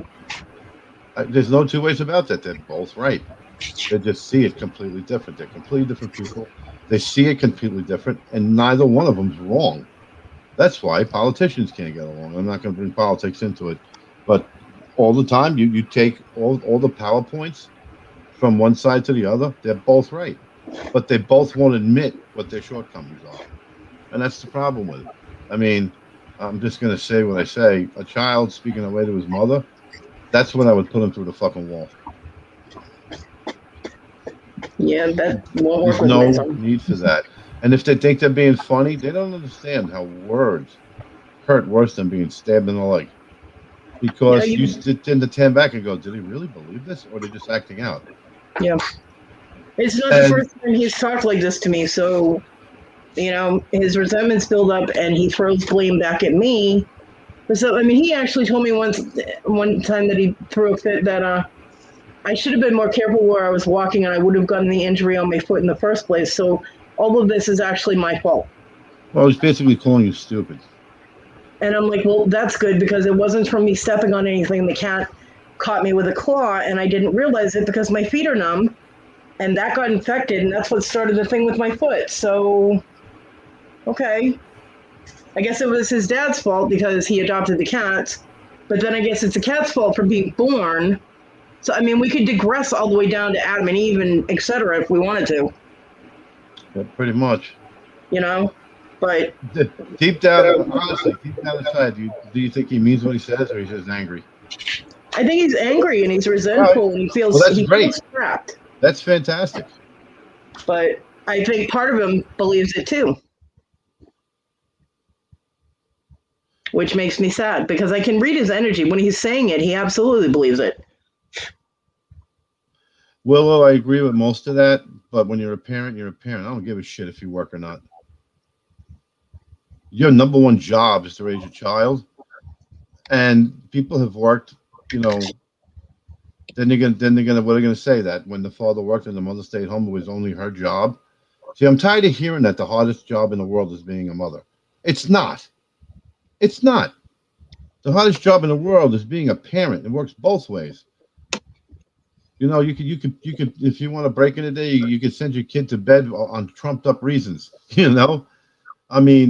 It's stressful. It's worrisome.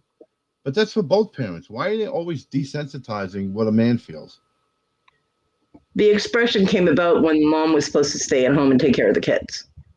The day's gone. It's over. I know, but that's where the expression originated, was the hardest job is being a mom. It should be the hardest job is being a parent, because it's both responsibilities at this point. Back in the day, the only time the father ever even saw the kids was when they were going to bed. So, yeah. And yes, kids are babysat by computers and phones. It's not going to change. Just not. Nope, it's a new age. And it what sucks. I was getting at and was unable to finish because I got sidetracked here was that in the era, back in the day, mom would stay home, raise the kids, and they had life skill classes in schools and stuff like that when there was a mom in people's lives and they were actually raising their children. Nowadays, both parents work and the kids are babysit by computers and phones and stuff like that. And they've removed all the life skill classes in the schools that we do need now, with the circumstances of the way life is. They need to be there now. But no, they were there when we didn't really need them. And now that we do need them, they've pulled them all. That's what I was trying to get at, but I wasn't able to finish typing it. And rather than hold their children accountable, people just go, they've given up on errands. They've given up on take the garbage out and you get $1 at the end of the week. They've given up on ask the child anything because these kids now know you can't even parent correctly anymore because the kid could drag you into court. Yeah, the kid could go tell the neighbor, and like what happened with Cody, not the truth. Now you got everybody up your ass. Come on. I can't even get my kid to take the trash out now when he's 26.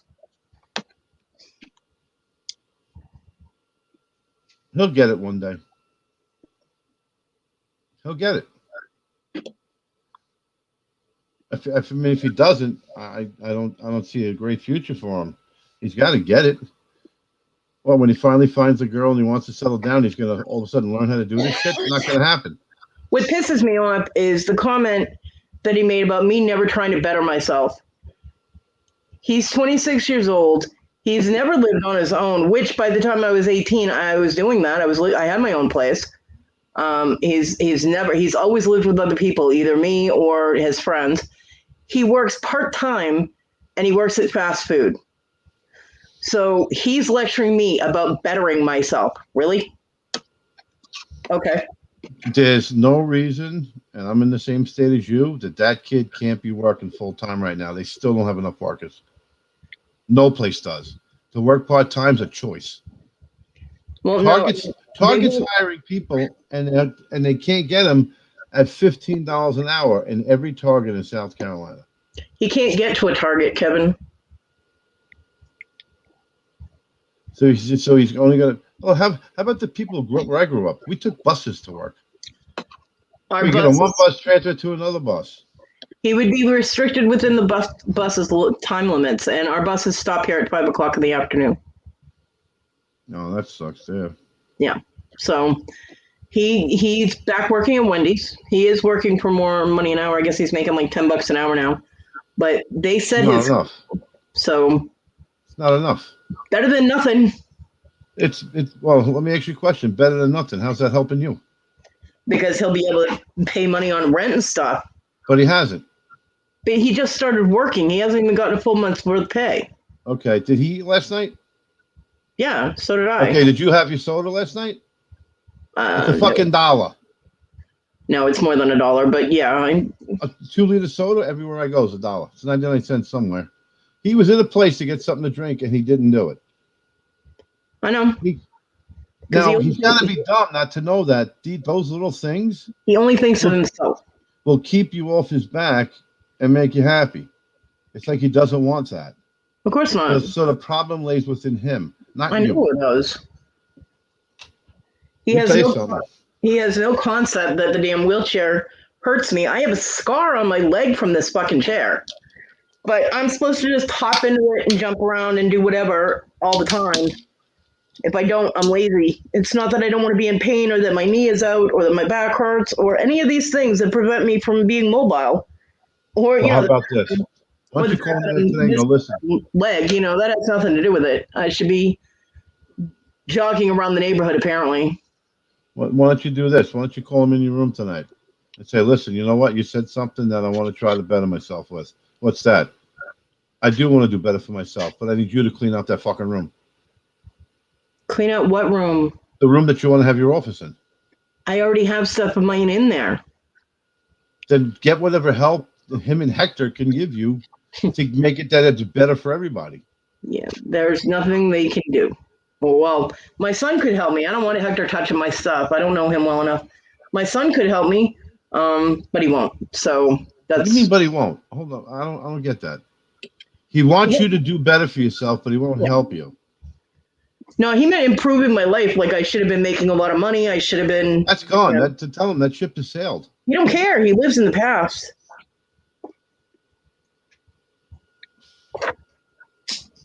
Then you need to find yourself a tenant and throw his ass out. I cannot rent to anyone here. If I could rent a room here, I would. Hell, the other night, Kevin, when all this shit was going on the other morning, it was Friday morning, while I was in the back room of Victoria's show, I literally told him, I said, you know what, then get the fuck out. I'd had it. I don't care if I end up falling and I'm laying dead on my floor trying to put my dog outside on my own. I was like, get the fuck out. I'm done. I'm tired of your bullshit. I'm tired of you ripping into me for no reason. I'm tired of being cruel to me. Thanks for your help. Because I told him, he's like, you know, you don't appreciate anything I do. He's like, I gave up everything for you. I was like, I say thank you all the time. And Tina can witness that. Every time he puts my dog out and brings her in, I say thank you. Whenever he brings me food, I say thank you. It's always a pleasant tone. It's always very sweet. And he goes, oh, words. Yeah, words mean a lot. But then you want your money back. I'm like, what the fuck? What does one thing have to do with the other? I'm like, oh, so, you know, you're my kid and I'm on disability and you're making more money than I am a month, but let's give you the free ride, you know? It's money he would have had to pay me anyway. He would have had to give me that money for his living expenses, for rent and utilities. Therefore, it's not his money I'm asking for. It's my money because I paid his part of it when he couldn't. I also did not give him a hard time. I did not hassle him about getting a job. I didn't constantly question him. Did you look for a job? Have you filled out applications? I didn't, not at all. My mother drilled him more than I did when she came over occasionally. I said nothing. Which one of his friends works at Wendy's? None of them now. Hector and Dorothea both work. Hector and his wife Dorothea both work at McDonald's. They work at Walmart.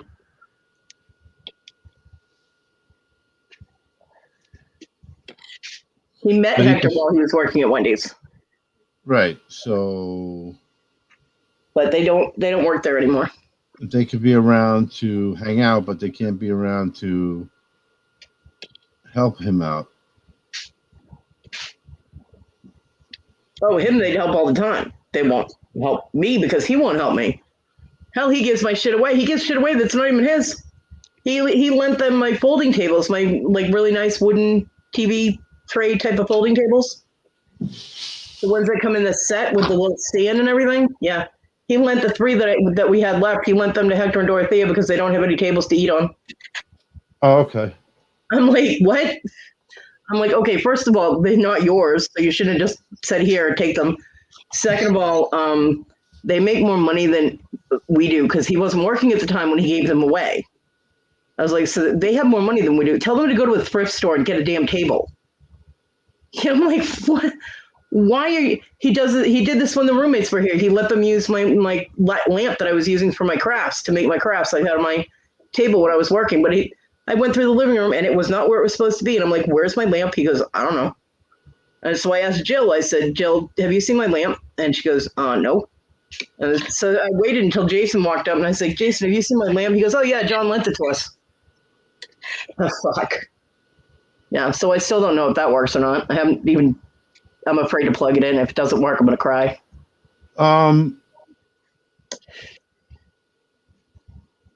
don't mean to have this conversation with you prior. I'm just trying to. I heard your tone today, and I just thought it was the best thing for you to get it out. Because you pretty much don't filter yourself with these folks, which is a good thing. So I don't want you to be mad at me if I made you talk about things you didn't want to, but I just felt you needed to get it out. Your son is in for a rude awakening in life, and you won't be able to help him. I know. Cody, And read you're the going to chat. stand there wishing you did What the hell? and could.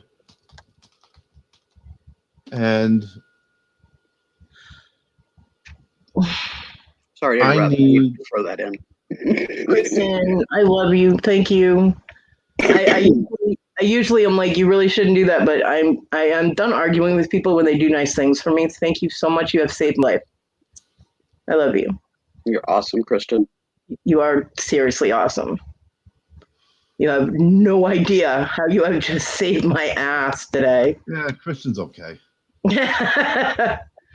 Yeah, I'm still very angry about it, Kevin. I mean, I've talked about it. You should, the one you should feel bad for is Tina.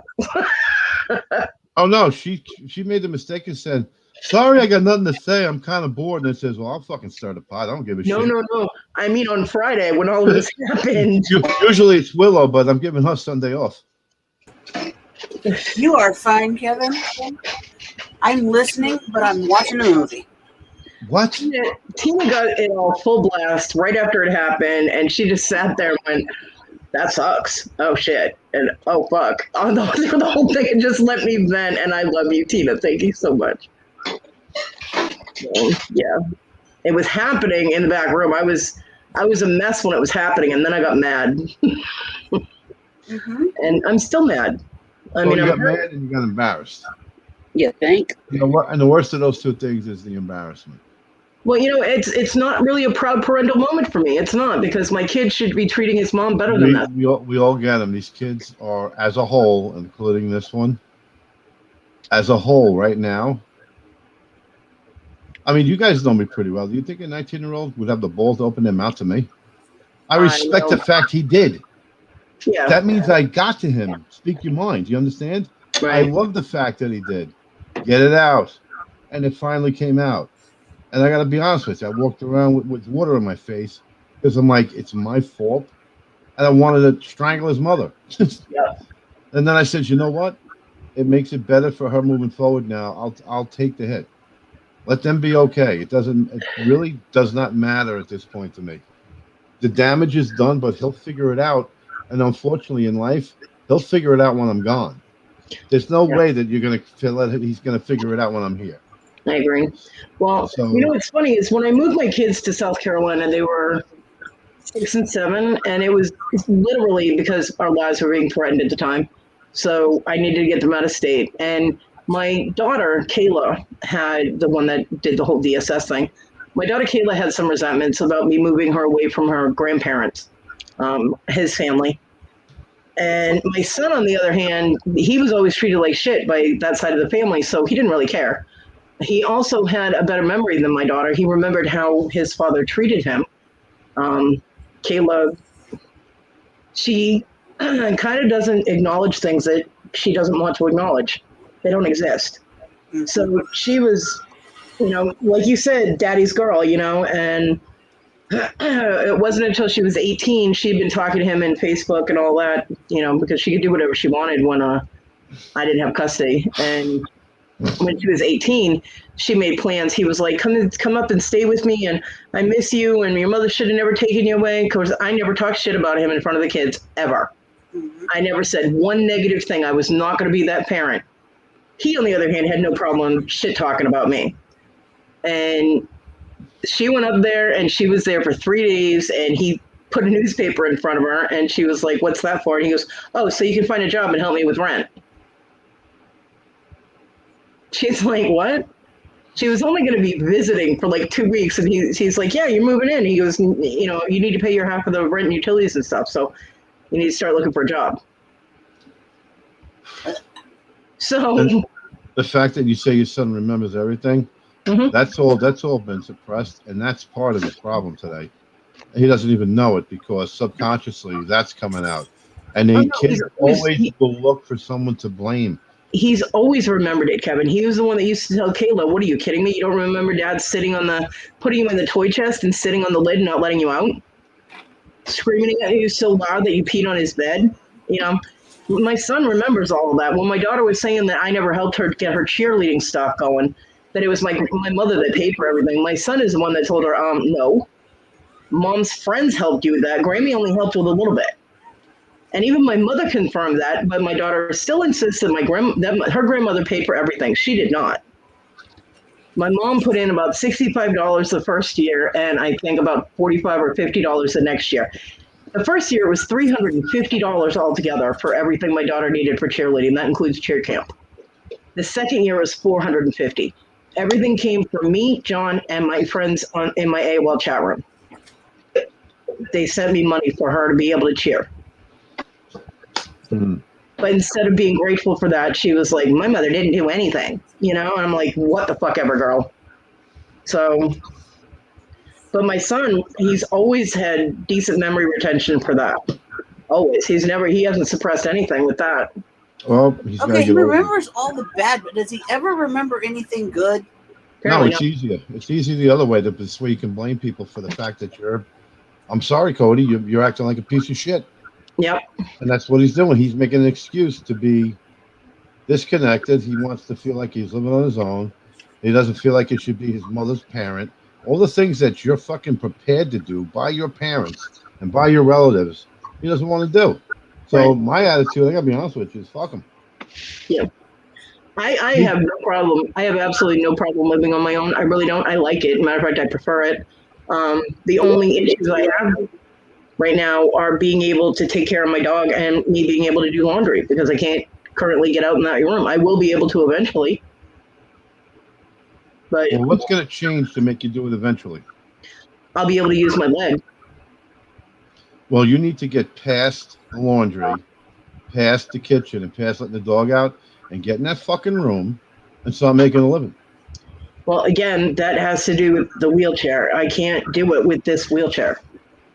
I mean, We're waiting on her new chair. It will not be there, according to the email, until the 30th of August. Yeah, it's delayed another 2 months. So I'm going to ask a stupid question because I don't know, because I've never been in one. You can't transfer yourself from that to another chair while you work? The only chairs I have are my kitchen chairs, and they're too low for me to be able to get back out of. Because of my bad knee, if I don't have my hip at least an inch higher than my knee, I do not have the leverage, even with support on my hands, like a rail or something. I don't have enough leverage to be able to get up. I know I got stuck on one of those kitchen chairs for 20 minutes when I got into one once and had to throw myself on my bed to get off the chair. It was not fun. So I think you're right. Kevin, is the chair was John's, and it's made for a skinny butt. Yeah, it's a 16-inch seat.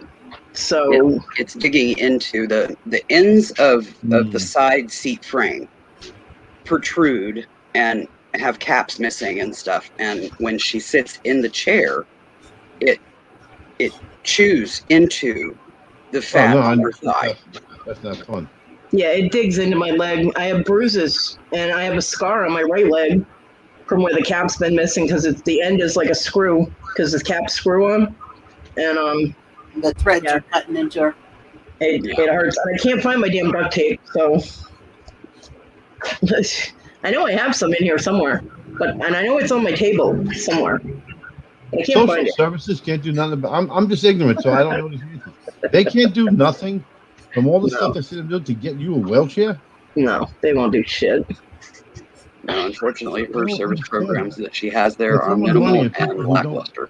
I never had it before. That's perfectly fine with all their assistances, and you can't get a fucking wheelchair. No, I mean I'm sure it doesn't make sense to me. And there's also the fact that in this town, I don't want strangers at my house because it puts me in a very vulnerable position.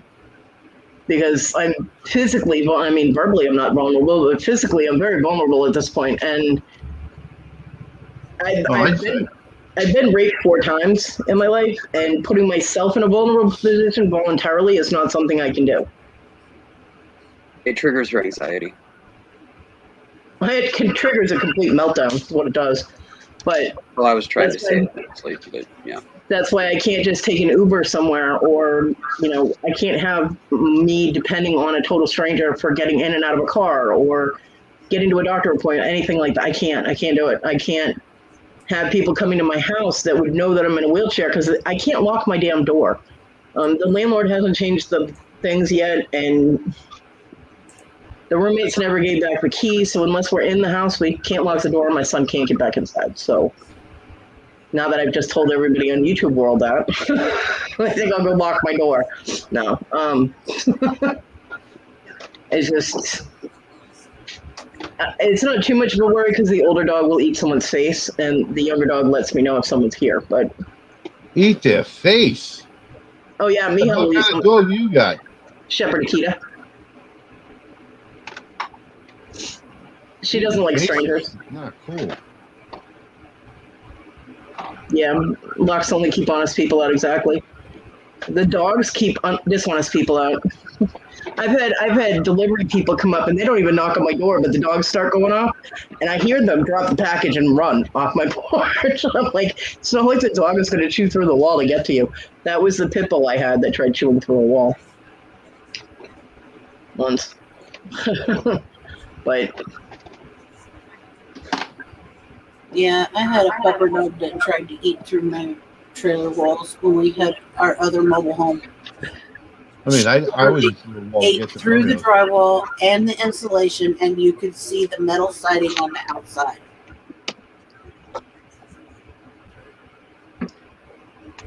yeah, I had a pit bull named Venom when I was in Massachusetts, and he my friend Rose lived in the apartment right next door. They were Garden Row apartments, and she was really upset, bad breakup with her boyfriend, blah blah blah, and she was. I mean, we could hear her crying through the walls, and he was trying to chew through the wall to get to her, to try and make her feel better. Apparently, I ended up bringing that dog down to Florida and giving him to her because she had some creepy neighbors. The creepy neighbors left her alone after seeing that dog. He was definitely not an average sized pit bull. That dog was huge. But yeah, as for my son, he's just gonna have to deal with it. I'm done being as sweet as I am, because words don't matter to him. Apparently, he blew all my kindness, consideration, good manners, and all of that right back in my face. So why should I bother anymore? You know, I mean, I make an effort to have a pleasant tone and to be nice. And he told me, he's like, all you have to do is ask me for something. I'm like, really? I get huge attitude when I ask you for anything. And he goes, well, maybe it's the way you ask, or the fact that if I say no, you give me attitude. I asked Tina, I'm like, because she's been on video message with me when I've asked him for something. He said no, and I'm like, fine. I was like, when the fuck have I ever given him attitude? What the hell? So yeah, he justifies things in order to be a dick. Patrick. Hey, Patrick. You know, he finds reasons to justify himself, and I'm tired of it. I'm at my limit. I don't. You're just. I mean, yeah, he, you know, my girls broke my heart, and he just incinerated what was left of it. I'm like, what the fuck? So I told him point blank, look, why don't you just move in with Hector and Dorothy like you were gonna, leave your dog here, come back a couple of times a day, put the dogs out. I was like, and pay the fucking rent, pay your monthly expenses, and call it rent for your dog. I don't care, but just get the fuck out. I don't need to be living in a house with someone who hates me. It's bad. It's negative energy that I don't need. You know. We have had a hold up with that room when my mom comes over, because my mom was helping me move my stuff in slowly because I could only transfer so much from one side of my room to the other. I don't have much room to stack things up so that she can just pull things into the room. But when my son isn't here, I can't hold on to his dog. She's very wiggly and almost wrenched my shoulder out of the socket. So we have to put her in the craft room in order so that she won't nip at my mother, because his dog doesn't like anybody and she gets a little aggressive. So my mom's 88 and has paper thin skin. I do not need that dog biting my mother. So we have to put the dog in there. And the other day Monday when she came, he was here, but she didn't have time to stay. So we couldn't do anything. I suggested putting the dog in the bathroom, and she's like, there's not enough room. There isn't. I'm like, okay, there's a bathtub and there's a floor, so there's plenty of room. Dog's got space. It can either get in the fucking bathtub or it can sit on the floor. Yeah. The dog would destroy anything she can reach if we did that. And, that's on him. That's not on you. Because you don't use the fucking bathroom. And it's his door. I know, right? It's I his can't shit. even. I Let can't him even deal with it. I'm tired of arguing with you. Let him fucking deal with it. I can't even get the wheelchair all the way in that bathroom. It's so small. Who cares? As long as you can put the fucking dog in there and close the goddamn door. Yeah, I don't think she'll actually go in there. I don't know. Might if I throw a cookie in there. I don't know. We'll see. Oh man, I didn't do a boobies drive-by today. Shit. No, you didn't. You did a zipper, whatever, zipper snake. Well, I heard the rumor that you guys were talking about snakes. I was like, oh, those. It wasn't a rumor. There was actually a zebra cobra that escaped in North Carolina, in Raleigh. That was like a week ago, man. Why don't you guys get up with current events? It was actually in November, I think. They just talked about it not too long ago. Yeah. Oh, that's the dude that didn't tell nobody, and then he started to get scared? Yep. Just it bit him, and then he had to tell them other shit happened? Oh, the mamba bit him. Hey, Abstract. Good. His green mamba bit him, and he almost died. He shouldn't be in captivity anyway. Then now his cobra got out or whatever. Hey, Faith. Obviously, he's not securing his tanks correctly. You'd think that tank security would be the first thing you would learn with venomous vipers. You know what I mean? Yeah, Kevin. Actually, the Riverbank Zoo in South Carolina is what saved his ass when he got bit by the mamba. Because they were the closest facility that had the antivenom. Well, why the fuck don't he have it if these are the snakes he has? You would think. He's obviously not overly prepared. He probably was fine with them for years. He just had a bad run. What can you do? And they took all his snakes. They confiscated 75 snakes from him. Oh well, that's just. I don't even know what to say about that. Yeah, that's a little much. What are the abstract possibilities of this? Abstract. Gladys was in here a little while ago, but they're off doing vacation stuff now. It's rather abstract. But is it possible? I don't know. My whole life is abstract possibilities at this point. Can you actually flip casually? Bye, Patrick. Bye, Patrick. Hey, thanks for stopping by, Patrick. Gee, bye, Patrick. We put you on the map. Now you don't hang out. All right, good. And I'm not a gang, Patrick. Yeah, but you know a guy, right? I have a particular set of skills. I mean, Patrick. Yeah. I'm gonna cut his long hair. No.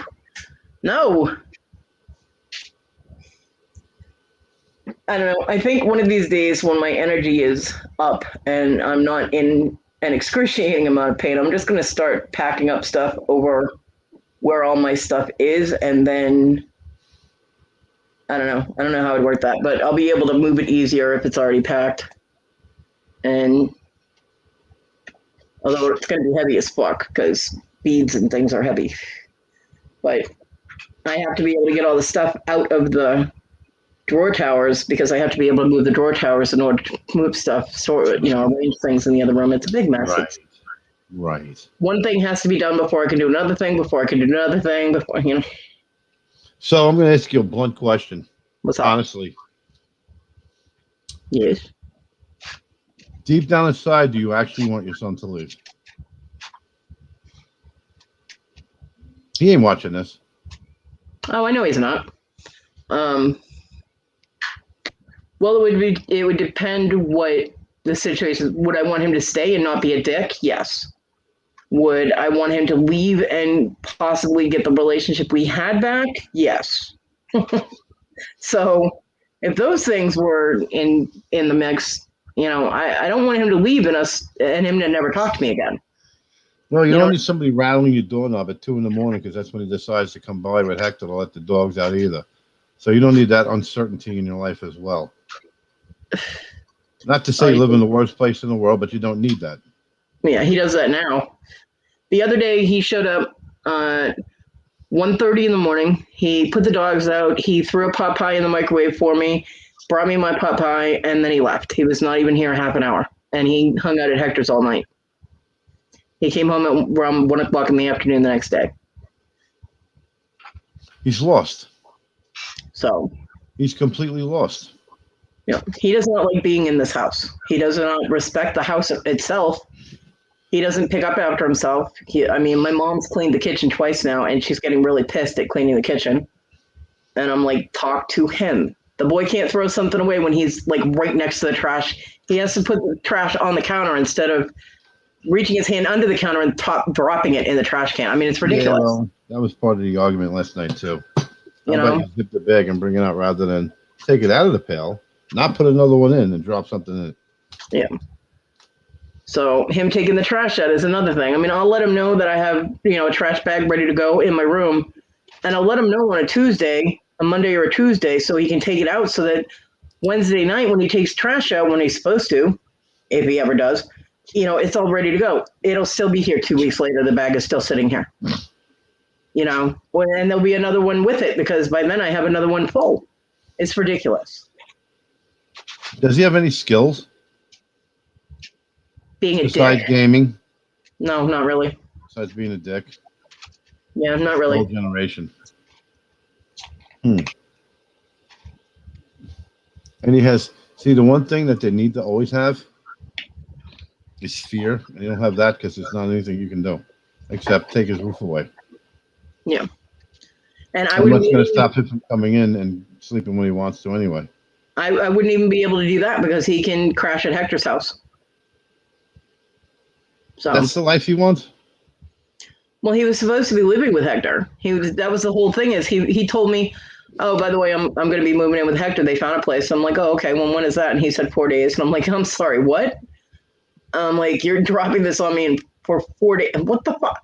And then Hector didn't find a place. Hector, his wife, and your son were looking for a place. Right. And they found tell one. Tell him to fucking just come out and tell the truth. Well, yeah. I busted him because he was doing a live and he was complaining about me on his live. And which is why I stopped worrying about saying anything on my lives. But he was doing a gaming video. He was streaming his gaming and he was complaining to Dorothea, Hector's wife, about me and saying that, well, when we find a place and we're moving, she's not coming and things like that. And that's when I learned that. So a couple of weeks later, trying to make himself look cool. A couple of weeks later, figure out when he doesn't. A couple of weeks later, I confronted him about it, and then he admitted it, and I was like, okay. And I couldn't hear what she was saying, so I don't really know what their attitude is. But they've never talked to me. So their attitude is they're all still fucking 19. They're immature, and they think the world owes them something, and they haven't contributed a fucking thing to the world. That's their problem. They're all in their mid-20s. I know that. They're acting like they're 19. Yeah. They're acting like the world owes them something, and they've contributed nothing to society because your son can't even contribute to his mother. Yeah. So, yeah, I mean, the only reason he didn't move is because it's on the third floor. He's got a dog, and his dog is not exactly apartment type friendly. She barks at everything and everyone, and he's not able to get her updated on all of her shots, and they require the paperwork to show that the dog, any animal in the building, has all their shots. So he started complaining about rules and strictness, and he didn't want to have to comply with all that crap. So he's staying for the next year, and Hector and Dorothea are going to start looking for a house in a year. Oh, okay. Then they're all going to move in together in a year. Yeah, sure. I'm not. They're going from looking for an apartment with a third person to now they're buying a fucking house. Let me tell you something. I'll burn $1,000 to have a house in a year, okay? We'll do it live. Give me a break. People could have fucking dreams, but how about this? Let's go into reality. They're a bunch of skells, all of them. No, actually, Hector and Dorothea did have money saved up for a down payment, and Dorothea's credit was okay. Hector's is not that great, but the income ain't going to be there. They're both working at fucking McDonald's. No, Hector and Dorothea work at Walmart. They get paid pretty good money working at Walmart. Why doesn't John go work at Walmart and work when they work? He tried that, and he fucked up the interview. twice. Twice. He fucked Twice. up. Dumbass. He went in for the interview, and because of things that Hector and Dorothea have complained to him about, when he went into the interviewer asked him something about departments that he was interested in, and he said anything except such and such department because I heard that it's not run very well and I can't deal with that. Turns out the person interviewing him was the manager for that department. Oh, so basically, he could tell you that you didn't try to better yourself, but he tried to better. He fucking he sabotaged bettering himself. He also has a habit of calling all women sweetie. He'd be like, oh, no problem, sweetie. No. And he got nailed for a sexual harassment type of thing. So, yeah, he's not going to be working at Walmart anytime soon. Oh, the dog is fine. No. You don't do that. The dog is fine. She doesn't get, none of the dogs here get out when they should, as often as they should. I mean, once every 13 hours is not enough. Although when he's home, like all day, that, he puts them out like he should, but he'll go to Hector's house. It'll be 14 hours between the times the dogs go out. It's insane, which drives me absolutely out of my tree. But other than that, I mean, the dog is healthy. She's fine. I can't get shots for my dog, Abstract. So, I mean, but yeah, I mean, if he's going to have the kind of attitude he has right now with me, I don't want him living here because it's negative energy that drives me crazy. I mean, like, I'm afraid if I breathe too loud, he's going to throw a fit, And then his dogs, both of the dogs out there suffer for it because then he's screaming and ranting and raving and they don't know what to do because they don't know if he's mad at them. So, even my dog will be hesitant. If he's ranting and raving out there and he goes to put my dog out, my dog won't go anywhere near him. Yeah, he's a big guy and he's got a deep voice. And I mean, yeah, so he doesn't have good control over his temper when, Well, that's a sign of immaturity right there. Yeah, well, he has impulsive destructive disorder. Normally, he ADHD and impulsive destructive disorder. He's not on any medications. He hates medications. He has pretty good control of it, but he lets things build up. Instead of discussing a problem or an issue or something he's feeling with me, he just lets it fester. And then all of a sudden, I'll say one thing like, are you going to be thinking about what you're going to be paying me back? And he flipped the fuck out and just bombed me with all kinds of crap, Listen, $50 a week would be a help. He's not making much. I mean, when he's working, he does pay his way now. We had a huge blowout about what's fair and what's not fair because when he came to this house, when he left his wonderful life of living with his friend, having a fenced-in yard for the dog, and being able to save money to come here, he was supposed to only have to pay $320 a month, which we had 3 people living here. So when we split all the expenses 3 ways, that's what it came to. But then when Issa bailed on us, we had to pay each half. I mean, that's how it works. He kept paying $320. I'm like, you're not giving me enough. And he goes, that's what the agreement was. I'm like, yes, that was the agreement when she was living here. She's not now. We split expenses. And he goes, no, this is what. So we had this huge thing. He blew up at me and fucking threw a bunch of money at me, and which I did not give back. And because I'm money grubbing like that. And well, if he was a stranger, he happens to be right. Believe it or not. If he was a tenant and not your son, the deal's a deal. But he's got to be fucking unselfish and say, for the time being, I got to suck up and throw another $1.50 in. I get it. But he can't use that. See, it all comes down to you can't use that against your mom. Yeah. So if the deal was 3 people, it's $1,000 and you all split it. If one person moves out, if he's a stranger, it's not his responsibility. But that's not the case. It's his mother. And you could charge him a fucking animal expense if you want to at that point and don't have to tell him and increase it. And he can go fuck himself. And it wasn't even $100 more. I mean, he was giving me $320, and at the most, our split has been $421 each for expenses for the month for rent and utilities. So, I mean, he was already. So it was like one time it was like $100, and other than that, it's been less than $100 more. He's never had a problem paying his way while he's working. Just apparently while he was out of work, I was supposed to just support him and not want the money back. Listen, it'd be best for you and him if he, he can't get that money in one shot.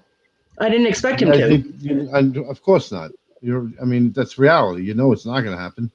But you know what? $25 a week is not enough as far as I'm concerned. $35 a week, 40, just to cover whatever you need, extra groceries and whatnot. He shouldn't Yeah. have a problem with. I was actually thinking that like $50 extra a month. You know what I mean? That was. I mean, Well, he's my that's kid. I don't want him to have no money. You know what I mean? But when he turns around, he just got paid Friday, and when he turns around and tells me that he can't get me the meal thing that I asked him to get me because he doesn't have enough money because he dropped $200 on Amazon. I'm like, what about the money you owe me? You know, I mean, yeah, he needed shoes. He did not need flip flops for the house. He can use his shoes, or he can put on socks. But he got work shoes. I understand the work shoes. He did not need to get another USB charger thing right now. He I don't know how much money he spent on Dorothea's birthday present, but holy fuck. You know what I mean? Just all these things he said he dropped money on, and I'm like, but you couldn't even give me a Pepsi? The fuck? You know what I well, mean? Like, wow. Okay. But he did buy groceries. It's just, I think, he wouldn't give me the receipt because I wanted to see what we had for groceries, and he wouldn't give me the receipt. So I'm pretty sure that at least half of those are just snacks for him or food for him to eat. He said he bought 10 boxes of broccoli and cheese rice. I'm like, I can't eat that, right? He goes, yeah, but they're for me. I'm like, oh, of course. Yeah, he told me the only reason he was still here is because of his dog. oh, So he told me if it wasn't for his dog, he wouldn't be living here anymore. well, the problem really isn't solved, Mark, because then now she's paying everything on her own and she can't. Yeah, this house monthly costs more than I get a month. But he did tell me that he would still help me with financial costs, even if he. That won't happen. You know it. No, it will actually. He's never broken his word about money like that. I did not talk to him in advance about when he was out of work and me paying his way. I just made the assumption because that's what I would do. I would pay somebody back if they paid my way if I didn't have any money for a couple Do of you have months. cable? Yeah, we have internet.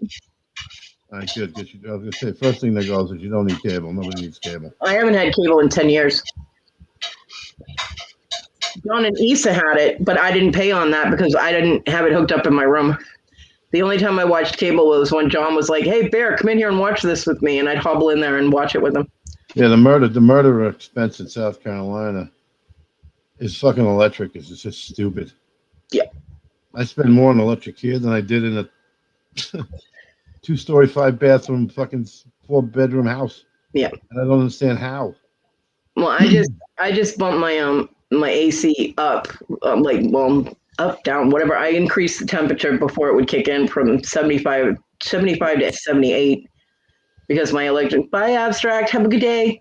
My electric went up like $40 because it's getting hotter and the AC is running more. So I bumped that up. So it's hotter in my room now, but it's not intolerable, So yeah, Tina gets very aggravated. I get very aggravated. But Kevin, I've been really passive about his attitude, his behavior, and the way he treats me, the way he talks to me. I mean, he'll put my dog out and I'll thank him. I'll be like, thank you. He opens the door about just enough for Sydney to be able to get through the door. He doesn't open it any wider than that, and it has nothing to do with the cats. He just opens it barely enough so he doesn't have to interact with me. And I'll say thank you, and he won't say anything. And then he'll bring her back in, and I'll be like, thank you, and he'll grunt at me. That's his communication, is grunting. That's what they do. And half the time, I'll message him for something because that's the only way I can communicate with him. And he'll either see it and ignore it, not acknowledge it, or it'll show up that he hasn't seen it. Yet half the time, if I message him with something, he ends up doing what I asked him to do without it indicating that he saw it. Because if he sees it on his TV through his PlayStation 4, it doesn't put the little thing on there that he saw it. So if I have an emergency, I do have health problems aside from just missing a leg. if I have some kind of heart issue, and the only thing I can do is try and message you like I'm having a heart pain. He's like, well, you got 911. That was his answer. I'm like, what the fuck? Wow, he had the balls to say that. Yeah. So, but I do not have a passive personality, and I have been so passive for the past year and a half. It's not funny, and I'm tired of doing that. It's draining me, and I'm not doing it anymore. So I just can't. He told me he would bring me one meal a day, and he would put the dogs out, and he would bring my animals water. That's what he calls taking care of me and helping me. So he's treating the animals better than you. No, he's not treating them any better either.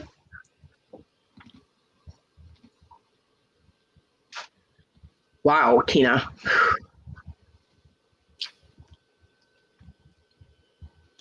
Yeah, mine skyrocketed over the past month down here, but I don't care. I want the air. Yeah. Well, I mean, if I had the money, I wouldn't care. I'd keep it low. My son also doesn't do well with heat. And of course, the whole reason that my room is cooler than the other rooms in the house is because I'm in an enclosed room. My doors are closed, my windows are closed. But out there, it's the living room and the kitchen is kind of like one big open space, except for the yeah. Same thing here. I'm going to be going to Columbia soon. But the same thing here. Yeah. You run the AC for a little bit and you keep your window closed, you shade it, and you keep your door closed, your room will keep that cool air. Yeah. But out there, because it's a larger space, it doesn't stay cool. And we don't have any blinds or anything. His windows in his room in the living room are covered, but the two kitchen windows, there's nothing covering them. So, I mean, the heat in the afternoon comes from the front of the house, which our windows are covered in the front. My one window is covered, but the cats pulled down the covering on the other window. But my room still stays relatively cool.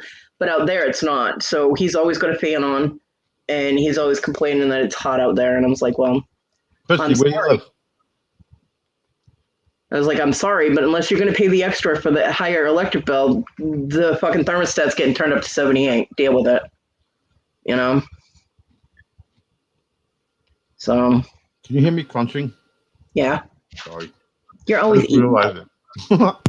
You're always eating. It's okay. Christy, where do you live? We're used to hearing people munch because I crunch too. Yeah. Yeah, we know. Oh, wait a minute. Didn't Kevin once complain that I was eating like an animal? Chicken sandwich. When I was eating potato chips one day. No, it was chicken sandwich. Yeah. It was my chicken sandwich, but I had chips with it. And it was the chips crunching that you complained about. And that's the day I called you a bag of dicks. And I preferred bag of penises. I don't like. Yeah, I know. Tina says Satchel of Richards. Tina has class. Yeah, only I just did type in the thing a little bit ago that your son is a fucking dick. Yeah, it's unusual for her to say that. North Central Iowa. Do you have 4 seasons, Christy? Because here the electric goes down in the winter. And he's not talking about the hotel.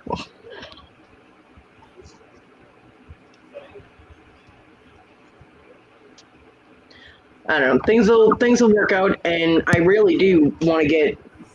I mean, I know outwardly it sounds like I'm not trying to get that room done, but I really do want to get it done so I can get in there. But again, I won't be able to actually create anything until I get that new chair and I'm more comfortable, because having your leg bleeding and dripping and cut open while you're trying to solder is not really conductive. So. But I have been staring at all my stuff, masterminding on how I can get it packed up to at least reasonable so I can transport it when I'm able to have somebody here to move it for me. There's also the thing where my son, if I ask him to move something, he's not careful. So, because I've had him move things for me before, and all I hear is thud when he drops it. It reminds you of the old Samsonite commercials with the gorilla. Yeah. Yeah. That would be him. Well, I'm wondering how much of my stuff he's gone through in there and what I'm missing. You know what I mean? Because he'll just willy nilly go through my shit and look through it and take stuff. So I don't like people touching my stuff. Well, especially when they're giving it away. Right? why don't you break down and text him while he's at work today? Is he at work today? Yeah, he left sometime this morning. I don't know. I was trying to sleep. And ask him to please bring you something to What drink. you doing? I think we're in the 60s at night, Christy. I have to check. It's 118 degrees in Vegas right now. No, that's nope weather. Dear Lord, 118 degrees. You'd find me stuffing my ass in the freezer at that point. I wouldn't be able to breathe. Is Pearl in the chat? I just heard children. Yeah, my granddaughter. Oh, you gotta tell us so much your language. Shucks. Oh gosh darn it.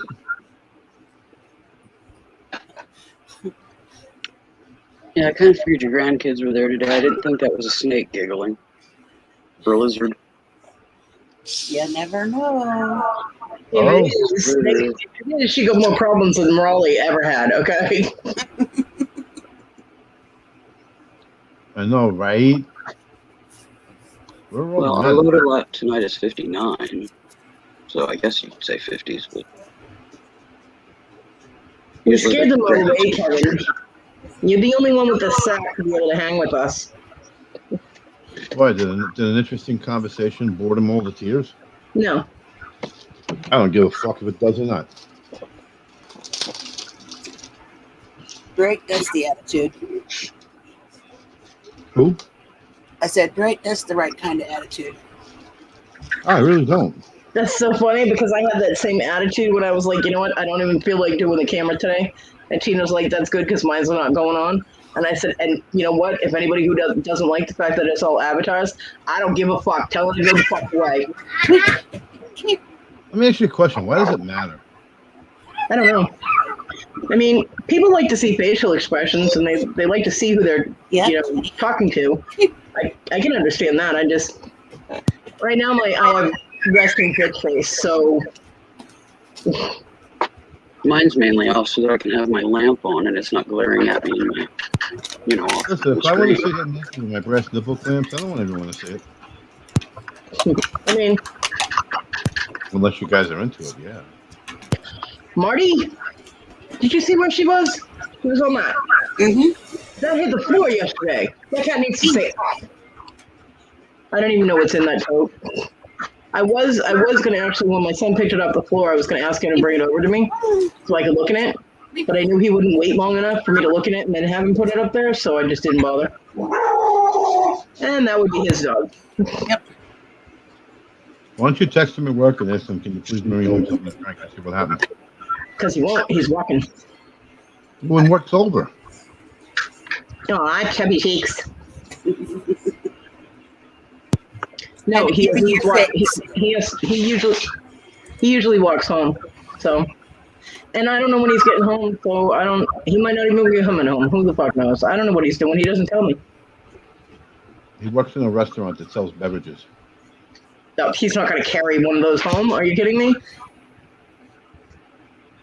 It takes him about 45 minutes to walk to work. There's no way he's going to walk home for 45 minutes carrying a drink. It would never make it here. He would drink it. True. Yeah, I thought of that myself earlier and then realized he was walking home and thought, yeah, that wouldn't Well, at least he'll be hydrated. Yeah. No, actually, Chris will save my ass with the drink situation. I'll be able to get drinks. Well, why don't you take advantage of that and not cut into that? Why don't you ask him to stop by the store, buy Wendy's? Wendy's can't be on the road by itself. Because he won't. Don't make excuses for him. Just ask him. He might surprise I'm you. not making excuses for him. I'm telling you, he won't. Ask Tina. He'd probably fuck up and bring you a warm bottle anyway.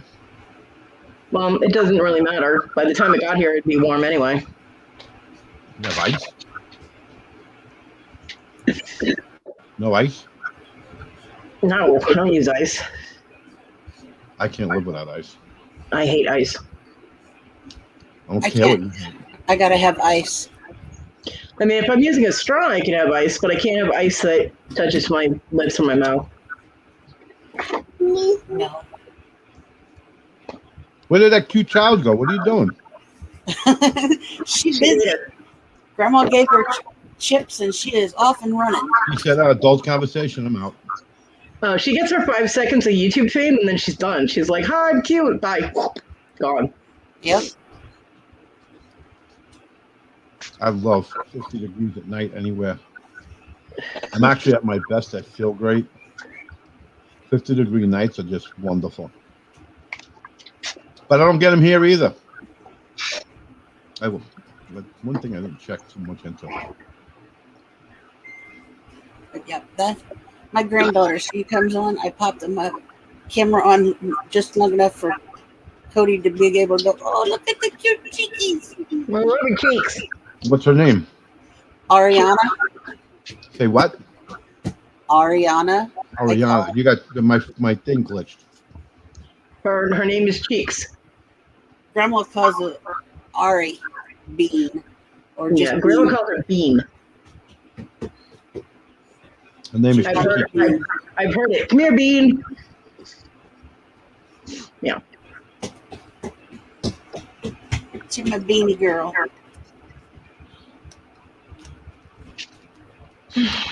Yeah, I can't wrap my head around that one.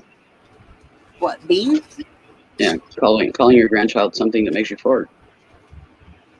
Well, Why does everything have to have a negative with you? she was a jelly bean. She was the shape of a jelly bean, so she's my little bean. Oh, jelly bean. Okay.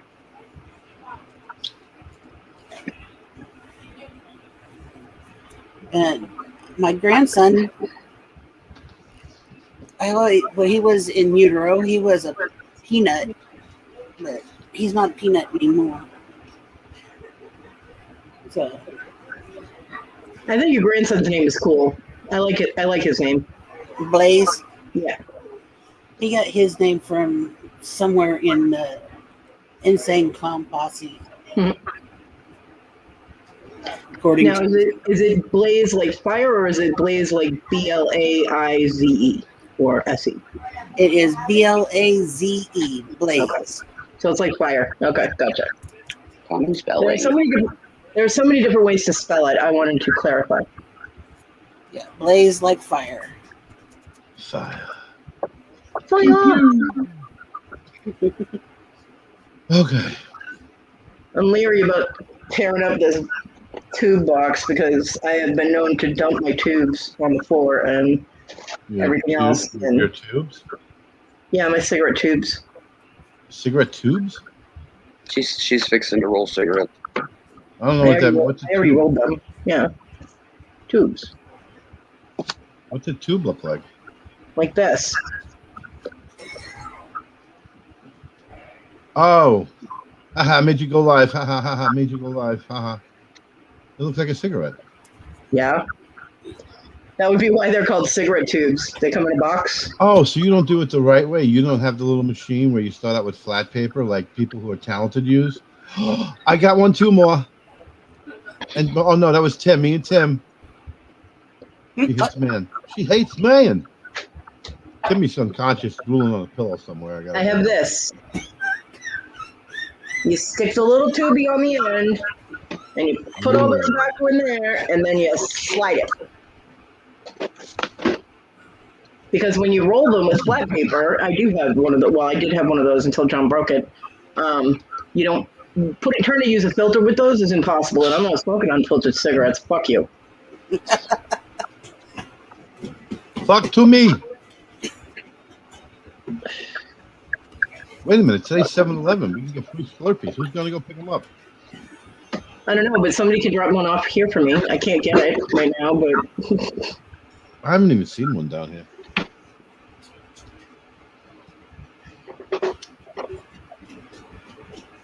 He doesn't like cayenne. that's all right. They didn't know what convenience stores were called, even though it will say on like Little General, it'll say Little General Convenience Store.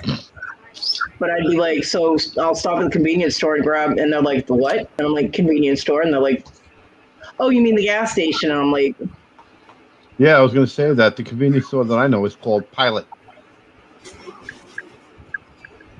I'm like, I don't want even to though buy it says, fish where I can get my coffee. even though it Sorry. says convenience on it, I'm It's like, still a Somebody make a gas comment. That's what they call it around Somebody here. make a comment. Who's in the rafters? Was Rhonda in the rafters today? I don't think so. I don't believe so. But you never know with Rhonda. She could be.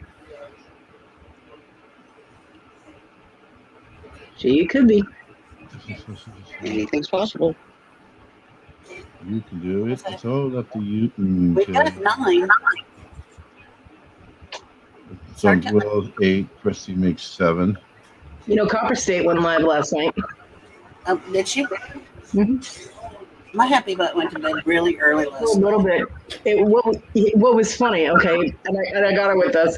It was funny because I just let people, well, Virginia let people know that Robin was in the hospital and she wasn't explaining it really well. So I just went in there and I told her what happened, and then I was like, any thoughts, prayers, whatever, the usual thing would be good. And then all of a sudden, Lisa lost power. She finally got back and she's like, that was weird. And I was like, well, we had to get the energy to send to Robin from somewhere. Well, there's 7 people just chilling then. Still the best. Well, one of those 7 would be my popped out chat. So Yeah, I have my chat popped out too. Yeah, I have my chat popped out as well. Oh, there's at least 4 people hanging out. Well, we know who some of them are because they're waiting for us to talk about them. One just got arrested. They left the computer on. That's okay. Tina will take those watch hours. I sure do. How many watch hours do you have? Who, me? I have no idea. What was that? No, the grandmother sitting next to you. I don't know. Did you just see her audio? Went wee, wee, wee, wee. Yeah. Like it echoes? Yeah. That's weird. Look up your watch hours. Ask the question. I want to know. Kevin, I'm nosy. sitting there saying, no, the grandmother next to you, that would be me. And I don't know either. I'm working on looking. Hey, the computer only works so damn fast. Yeah, apparently so does her son. Yeah. Willow's like, oh, no, he didn't. Well, yeah, I did. I don't like disrespectful people. I have around. 744 public watch hours. Hold on. I didn't say a word. You don't put Yeah, words but in my mouth. I know what you're thinking. I'm helping you out there. Just enjoy the light. I'll fill it in for you. Oh, You I have got no another. idea what I'm thinking, bud. Yes, you Hey, are. You're sitting there if I get one saying, more, who does he think he is? Thinking what I'm thinking. hey, if I get one more subscriber, I'll have 190. I got another one last night. How does Ma only have 794 watch hours? I have 1,507. Listen, I got 744 watch hours and I've got 117 subs. Why do I feel like your watch hours should be higher? I don't know. Oh, that's right. You don't do the 6-hour Cody marathons. No, I don't do them very often. I can't do them now. Who let the dogs out? Woof woof. I can't do the marathons right now because I'm on the free version because I couldn't pay for my StreamYard because I was paying all the right utilities. It's not StreamYard's not important at this moment. That's Well, right. that's why I didn't pay it. And then when you get to 19 hours, they will not cut you off. Stay on for 7 hours. They will not shut you down at 25 hours or 20 hours. They let you finish the broadcast and get credit for it. So when you know where you're at, just leave it on. It's true. I'm not overly concerned about it. Tina can take it slack. She pays for her StreamYard. Hi, Maggie Doodle. All In case of you guys $10 wondered, a month. Maggie's she's a fashionista. Yeah. Yeah. I like how she does that bargain deal. The outfit for a bargain. Yeah. And he fell out. Whoops. Hope he landed on something soft. We don't have insurance.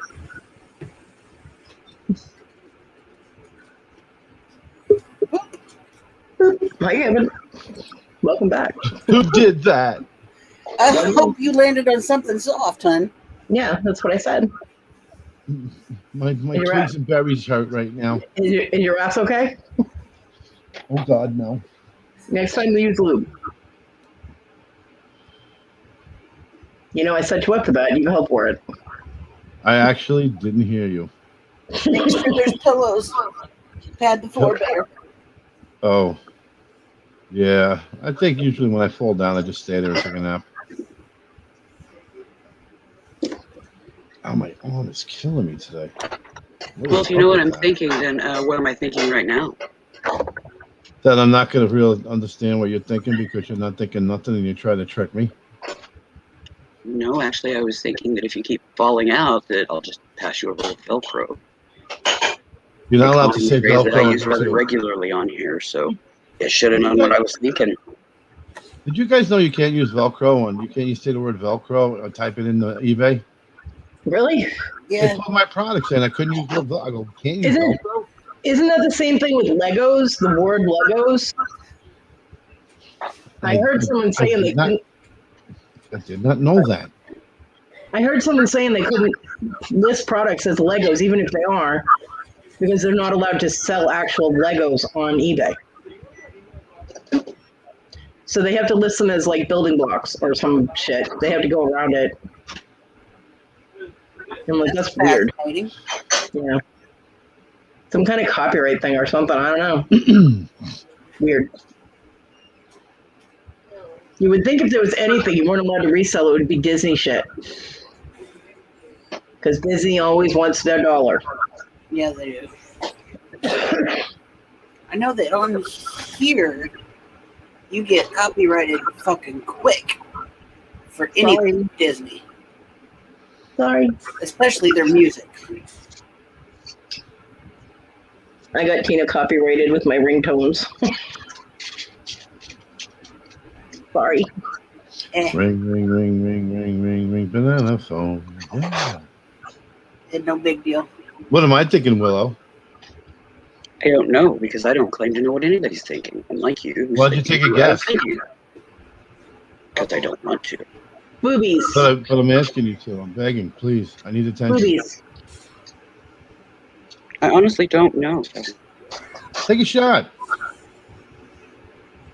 Well, then I would have to go get Grandma's shotgun. And I'm not going to dig it out of the closet.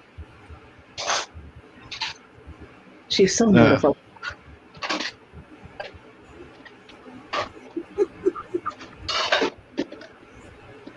I was thinking, boy, I can go for a tuna sandwich right now. Bet you didn't know I was thinking that. How's Hudson? Hudson's laying in the hallway outside the return of the air conditioning. It's hot for Hudson. I imagine so. He's got a sick coat. That coat is ridiculous. Yeah. Ridiculous. But he's so beautiful. Oh, he is. Something had to be good looking around here. It wasn't going to be me. Uh-huh. What about the baby kitty? Kitty? Yes. Kitty's tearing up the other room right now. Does Hudson get along with the kitty? No introduction yet. Too soon. Mm. What do you think, Willow? Hudson will get along with her, though, without a doubt. He thinks he's. Well, I mean, if he gets along with, wild bunnies and everything, he should get along with the kitten. Oh, he's got his bunny friend. He used to jump on his back. I haven't seen her. I think she got gotten. Aww. Look, there's not so much about Hudson getting along with the kitty, but the kitty get along with Hudson. That kitty's got no damn. Well, so far, no darn fear, but I don't know. I'll find out. You're going to introduce them, and 2 days later you walk out there and the cat's using the dog as a bed and sleeping on top of him. I hope so. The dog is going to be the cat's steed. Yep. I hope. Kitty's got a grown cat personality already, and it's really lovely to see. And she's a licker, too. Anytime I lay down, she comes flying up, world close up on my chest, starts grooming me. Yep, mine do that. Like, Kitty misses Kitty's brothers and sisters, probably. Mm-hmm.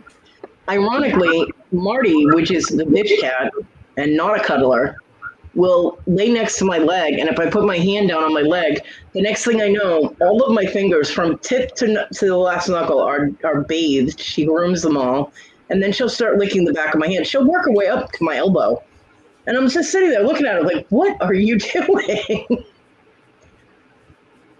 And she's the not cuddler. You should see what the cuddler does. God. She gives me kisses, too. On my nose, usually. I didn't realize cats' tongues feel like sandpaper. Oh, yeah. Oh, yes. Oh God, yeah. And the back of their tongue is even worse because before they were domesticated, the back of their tongue was used to strip meat from bone. Well, I found out the back of the tongue is still used to drink water. Yeah. That freaked me out. If you watch any kind of wildlife shows or anything with big cats, and you watch how quickly they strip the meat off the bone, that's because of the sandpaper quality of their tongue. It's not just their teeth; it's their tongue just rips everything right off the bone. Yeah, no, I'm not watching them tear shit apart. I used to watch those shows all the time.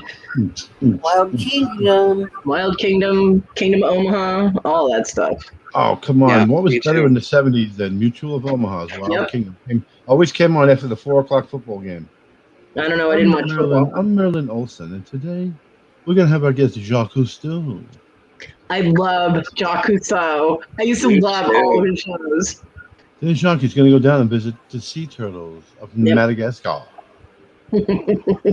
Mom used to let me even stay up.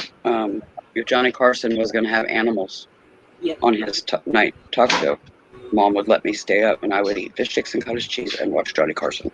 Yeah, my parents didn't give a shit about Johnny Carson or animals, so no, I didn't get to do that. But if I was lucky, golf was over, and I was able to watch the nature programs.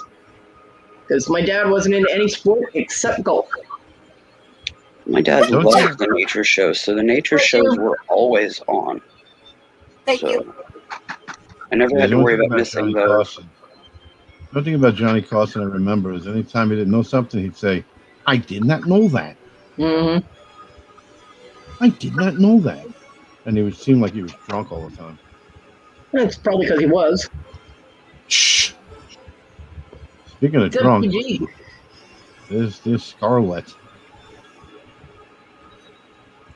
No, I was grateful because Dad liked Johnny Carson and he liked nature shows. He loved Jacques Cousteau too, so.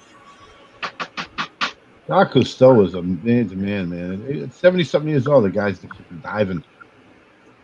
That was his life. Talk about giving your life up for something productive. That's Did you know that his grandkids are following in his footsteps and they occasionally do shows? They don't have like a series yet or anything. But his grandson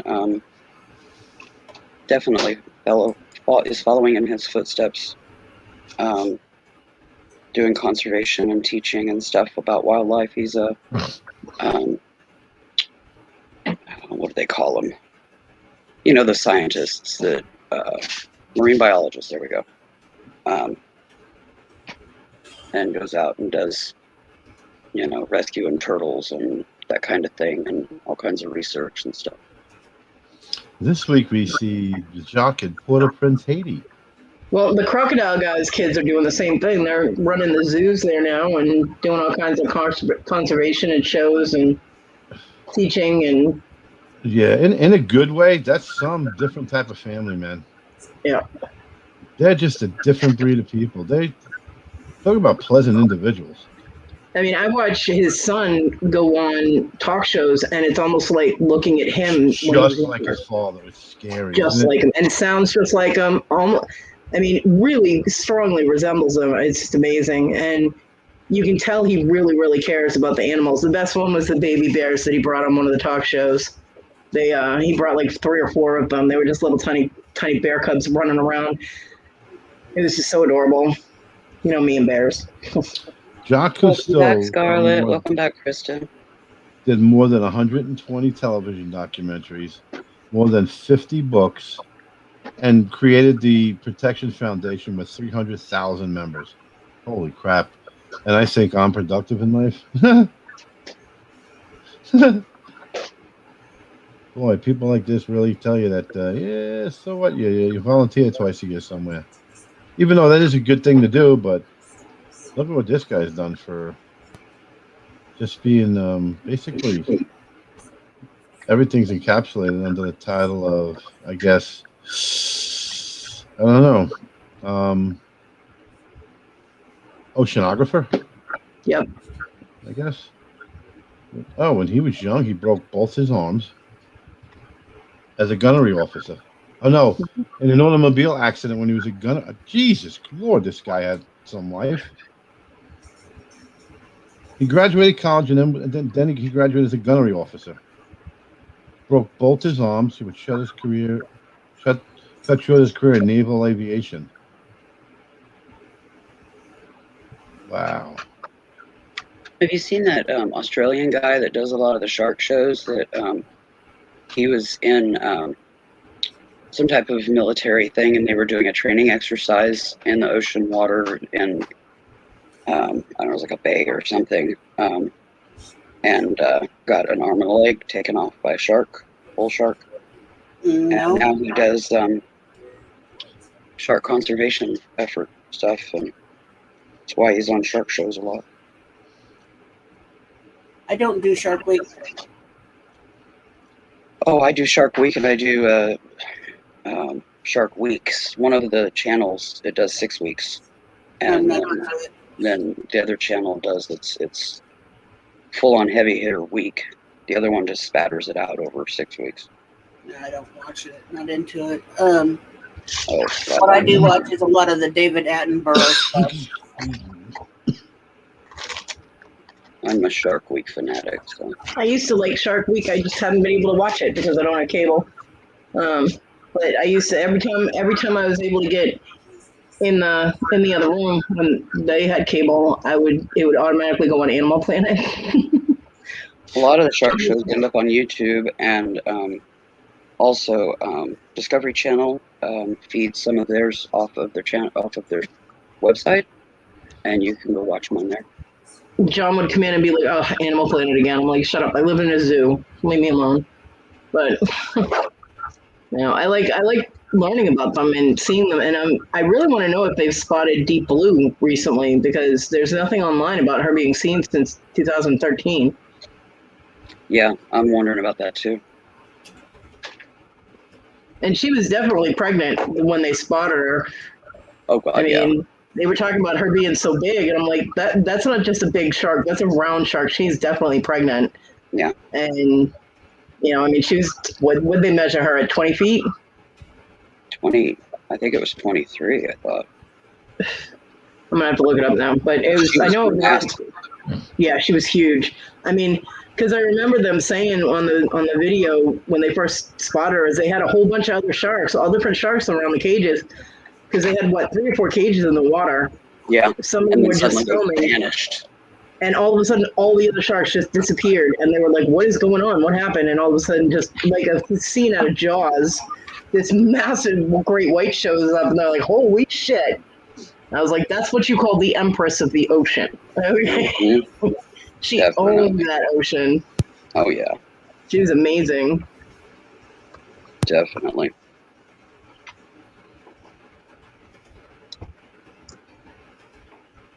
I'm not I love the ocean. I love fishing. Love everything about it. I have no love for sharks. I don't know why, but I just don't. Well, they're necessary for the food chain. Yeah. But yeah, people definitely don't want to be a snack. I remember years ago they had a bunch of I'm thinking the name, coming to the waters in New Jersey and just go against what everyone had thought and went specifically after people. Now, who knows what's going through a shark's mind? It could look like a school of bunker. Yeah. Are they rattan, Kristen? I always wonder, like, you always end up finding a story that, a shark ends up where a shark shouldn't be. Right. Like, how do you get off here and there and blah, blah. She was measured She was measured at 20 feet plus a few inches, and she's they estimated her at 4,400 pounds. Oh, okay. Yeah. Now there is videos out of somebody swimming with her, which they did not do on the initial video when they found her. Well, when she found them, but it's hard to tell with the dates on them because there's like 2015, 2016, 2019. Mike. Oh, It's I'm all the buffering. same video. What, Kevin? I'm buffering. You're buffering? I'm buffering. You might need to always pop said that, out I'm and buffering. dump your cachet, and then pop back in and see if that helps. I'm not throwing no cash out. Now they estimate that she's about 50 years old, and sharks continue to grow in size and weight as they age. Yeah, they never stop growing. Great whites have a life expectancy of around 70 years, so she would still have another 20 years plus. They don't have that down though because they don't know exactly how long a great white lives because you can't keep a great white in captivity. So. Yeah. Okay. I'm going to read you a stat, which is a lot better than I thought it would be. And the stat is as follows. According to the Florida Museum of Natural History, which keeps statistics on shark attacks, 57 people were attacked by sharks worldwide in 2020, except for the ones that were alone. And who's going to say that they got attacked? They're dead. Right. 33 of those instances occurred in the waters off the United States, which I would not believe the U.S. would have the most shark attacks, but they do. Oh, yeah. Yeah, you would think it would be Australia or South Africa. Yeah. Only 3 of the U.S. I was thinking Africa as well. Only 3 of the U.S. attacks were fatal, and there were no shark attacks in New Jersey last year. So, Cody, I got a trivia. Australia is because they have more species of sharks, like bull sharks, that can go into fresh water. Those are the ones who attacked people in Jersey in 1916. Yep.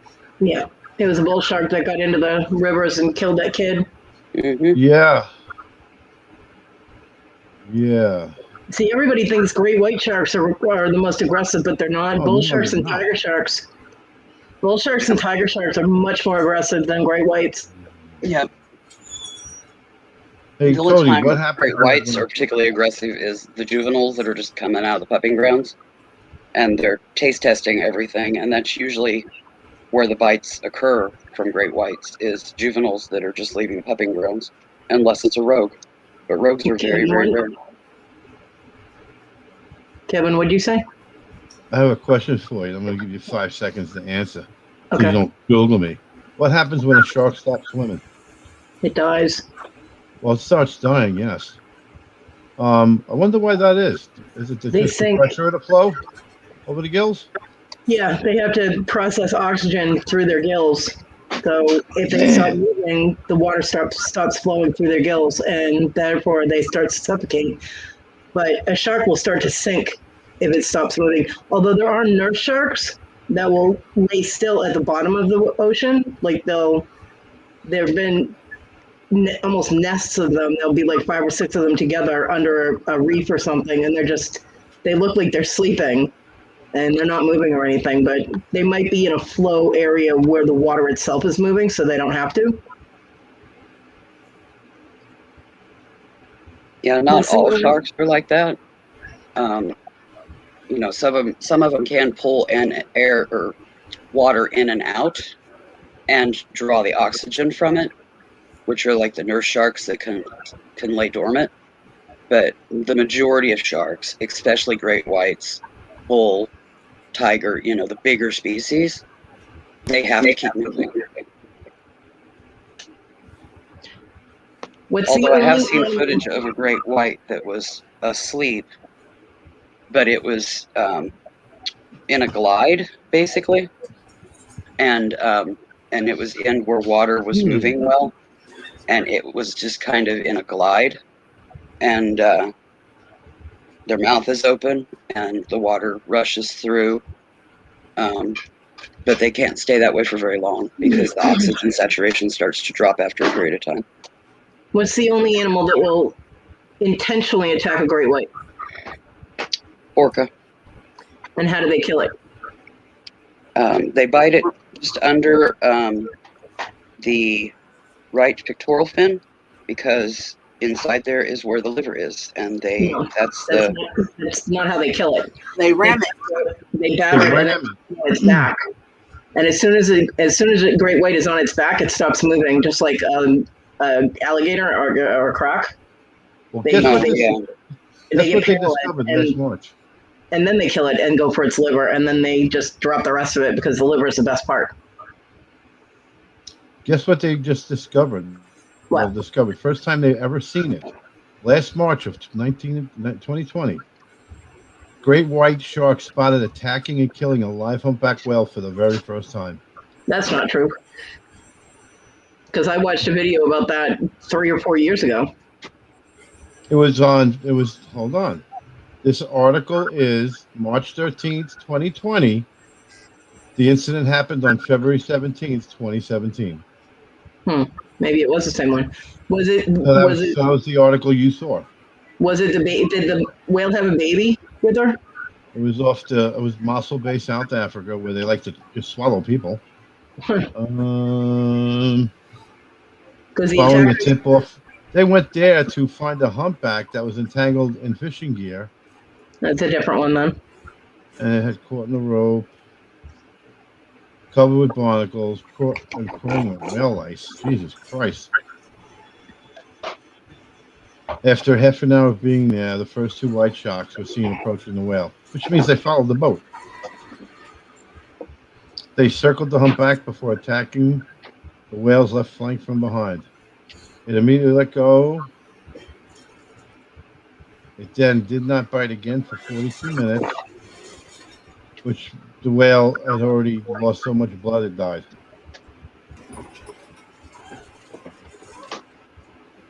Oh. Yeah, but they attack them all the time. Usually trying to get the calf. They're usually trying to get the babies. They attack them off the coast of California constantly because humpbacks go from their breeding grounds all the way up the California coast to the northern waters where they raise the babies and where they feed, where the mama feeds and teaches them how to survive. So, Well, this is the first time they saw it live. It has happened probably many, many, many times because apparently great whites feast upon dead whales. Yeah. So being that this thing was entangled, they probably thought it was dead. Then it moved. Yeah.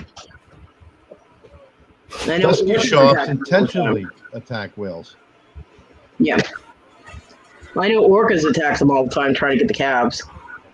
But yeah, they were making a big deal out of a video from it was a whale sightseeing thing, and they saw this commotion, and they go and the boats go over, and there are these orcas absolutely decimating this great white shark, and they were like, they've never caught it on film before. So, all those people on that boat got paid a lot of money for their footage. Yeah. The wildlife is a very interesting aspect of the planet. It fascinates me. I've never gotten squeamish about facts of life type of thing. Like, I didn't have a problem feeding the reptiles and the snakes and whatnot when I worked at the pet store. Yeah. I didn't have a problem feeding, live fish to other fish. It's just that's how they live. That's their survival circle, so that's what you do. But it's also why I stay out of the fucking ocean, because I'm not snack material. I didn't mind being in the Gulf or even in the ocean. I just didn't go out real far. It doesn't take much. Little sharks come pretty close to land. Most shark attacks are because someone stepped on a baby shark, and they get bit. Dude, they've come to figure out that yellow, white, and silver are the three colors that attract the most sharks. Makes perfect sense to me. They're reflective. Black attracts sharks too. Like if they're in the water and they see a swimmer or a surfer, the shadow of it reminds them of seals. And right here it says, next thing is, are sharks evil? Then the next question is, Cody's wrong. Shut the fuck up. Sharks are not evil. They're just instinctive. That's just what they do. They're not evil. They're evil. You know what? I don't know. They've done it evil. They're just trying to get by like everybody else. I mean, animals. Well, I think dogs and cats definitely have the potential to do things on purpose that are assholeish. But animals run on instinct. You know, wild animals, it's instinctive. It's not, hey, how am I going to fuck up these humans' Oh, lives? look at this. You know, When the whales sense that there are sharks in the area, most whales travel in pods. hmm They form a circle with their heads faced in, wait till the shark come by, and then bash it with its tail, knocking it unconscious so it drowns. Yep, Man, oh man, them whales are smart. they are. They are very smart. People don't like it. I love the whale when the whale thinks. And I didn't know that the females don't talk. It's only the men. Yeah, it's only the That's the male way it whales should that be. We should learn from the whales. sing. I It's can't also Then we the wouldn't be females. sitting here talking to us, dumbass. There We're you all go. women. I was waiting for it to get past Willow. That's why I said it. Yes, I win. I knew that wasn't going by. Fuck no. Don't Doc throw seen out hunting and asshat killing comments like whales. that. Did you say asshat? Yes, she Yep. did. It's called a joke. And that hat fits perfectly on me. So you just Have do you what ever you're seen doing. the way that humpback whales feed? The way they corral their food? No. Oh, into They'll circle Eight the balls. school of fish. They circle the school of fish, and then they make bubble rings, and then they all come up and they eat them at the same time. Mm-hmm. It's really cool. Yep. Orcas Just will put do them in bubbles. orcas will do the same thing, except they'll swim close to the little funnel of fish they've created, and they whack them with their tail and stun them, and then eat them. Yep. Jacques Cousteau's most famous quote, and he's had a lot of them. Water and air, the two essential fluids on which all life depends, has become a global garbage can. Yep. It's very sad what humans have done to this planet.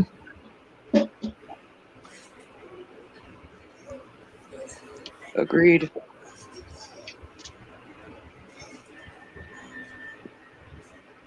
Wow. That's fantastic stuff. Oh, I'm done reading about whales. Where did my day go? I just wasted this whole day. No, you didn't. You learned some new stuff. It's never a waste of time when we learn things. Listen, man, it's a never-ending saga. That's right. Educating yourself is never a waste of time. I didn't make any money. Especially educating yourself with a bunch of women that aren't supposed to be able to talk. Shut the fuck up. I'm sorry. Did you say something? I don't need you to validate me, man. I find the whole animal circle of life is fascinating. Animals are phenomenal. They are. Phenomena. I could just do without insects. Yeah. I know we need it. I'll show you where a bee ends up. A bee ends up, and then you go up the chain, blah, blah, blah, and it's a whale. Kristen, dolphins, I mean, from recorded history, have helped people when they fall out of boats or they get caught in a storm, whatever. If they're lost, they help navigate them. Dolphins' brain capacity is probably greater than ours for their intelligence level. So, Kristen, I mean, yeah. imagine they're pretty pissed at what's happening to their water, but in general, for individuals, they 9 times out of 10 will help. Christian, yeah, I watched that. It's a sad video when they got the list of the people and they show the video of the people jumping off the Golden Gate Bridge. They're just normal people like you walk past every day. It's scary that a person can get to that point. Yeah. It's scary. Where was Christian from again? She in Ohio too? I'm confused.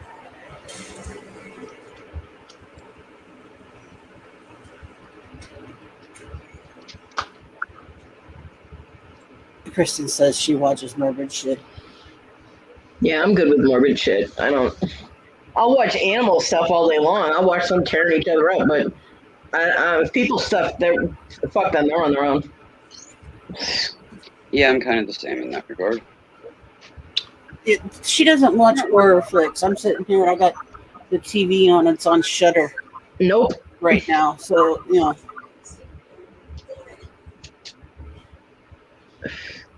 I do not do horror or mindfuck movies. John loved psychological thrillers, which I call his mindfuck movies. Uh-huh. He loved those. And I'd yell out, he'd be like, yes. I'm like, what are you watching? He'd be like, mindfuck movie? I'm like, never mind. Oh, But yeah. he would Crime watch- Scene Cleaners is awesome. He wouldn't watch my stupid animal movies or my natural disaster movies. So those were, oh, look, another one of Cody's stupid movies. Yeah, fuck you. I watch natural disaster movies and animal fucking attack movies because I'm going to be prepared for the future when the animals all turn on us, okay? No, I draw the line at Crime Scene Cleaners. Yeah, crime scene. I'll watch CSI, but I'm not watching no crime scene cleanup. I actually saw real photos of an autopsy, and I will never get that out of my head. Ew. And it is so much different than what they show on CSI and shit. I'm like, nope. And I was not prepared. So the woman just handed me this folder and goes, look at this, and opened it in my face, and it's a person's brain. It's still in their head, half their skull gone. I'm like, what the fuck? I'm like, oh my god. Not to mention it was somebody that I had met, so I was not happy to see the inside of their head. Nope. So, I'll pass, thanks. You've not watched the autopsy things? Ugh. No. Back before everything got super censored on all of the TV channels for Discovery, History, etc., they actually showed full-on surgical procedures and autopsies. Yeah, I used to watch that stuff. John would watch that, but I'm good. I didn't even want to know what was going on with my own surgery. You know what I mean? I'm like, nope. I used to watch that shit religiously. Gross. Yeah, no. Me too, Tina. No. I don't need to know what my insides look like, thanks. There's a reason I have skin, okay? There is a reason. Me and my skin never got along very well, so. Well, there's a reason that human skin is not opaque or transparent. It is opaque. It's not transparent or translucent.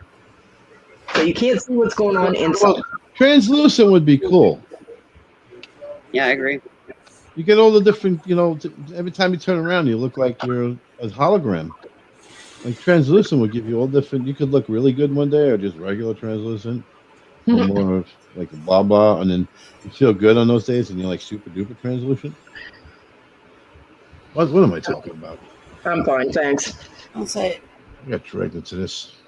Yeah, we dragged you kicking and screaming, Kevin, and you loved every minute of it. Super glowing one day, hey. You're gonna do it, and you're gonna fucking like it, okay? You look like a big marble. At least if we were see-through, we'd be able to see where something was not fucking right. Fix it. Exactly.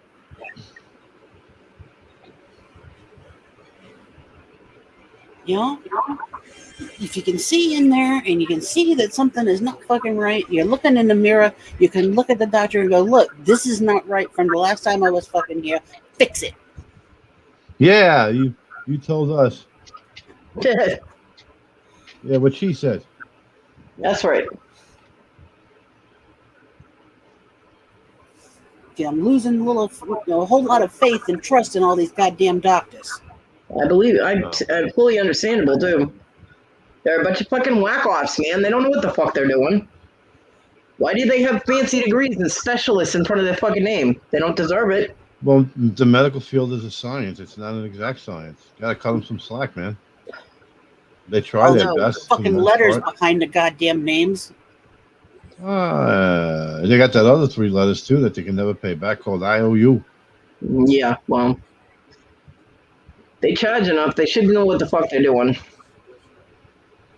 Assholes. How come they're assholes and I got a hat? Because we like you better. I'm thinking ass hat's worse. We could have called you an ass clown. don't like clowns. Yeah, I don't Now, either. see, I say the doctors are assholes. Willow called you an ass hat. I call Cody's son a whole ass. Yep. Okay, so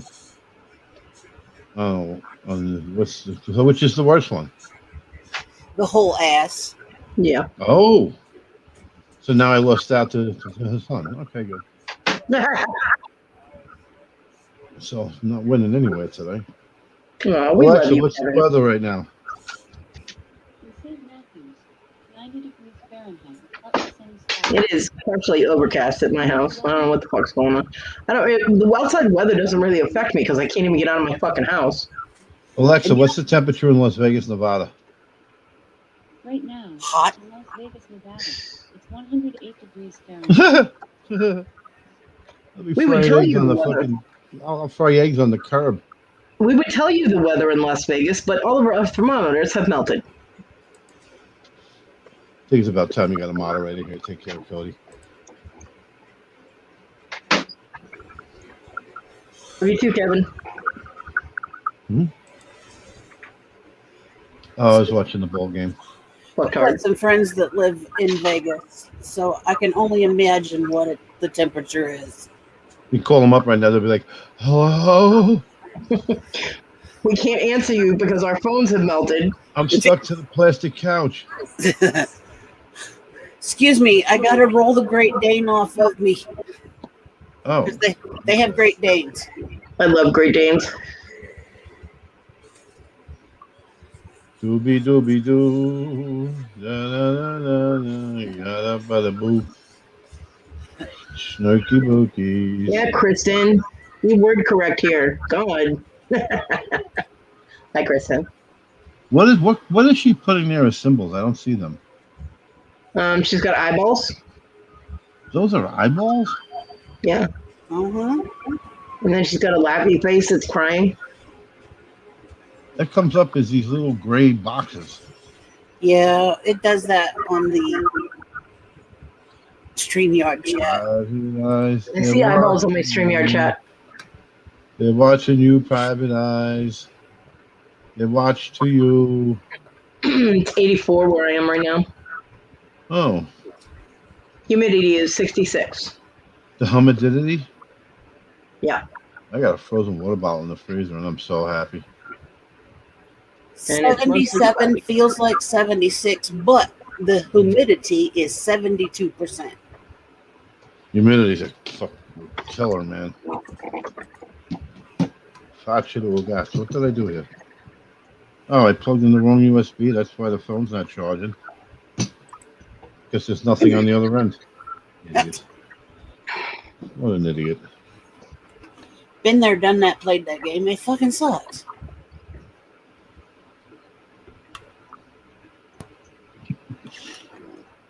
It's raining? Raining in Ohio. What TV show was based in Cleveland, Ohio? Drew Carey, right? Yeah. What happened to that dude after that show? Price is Right. Oh, yeah, that's right. Oh, she was a block away from Lake Erie. You suck. And then also he was on Whose Line Is It? Oh, those guys were funny as heck. Yeah, they were. I love Tina, check your messages. I did one.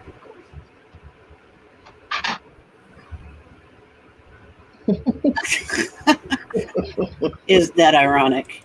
I know, right? Don't you think? I think so. I think so. We have, yeah. How do you like the lake effect snow, Kristen? Let's hear about that one.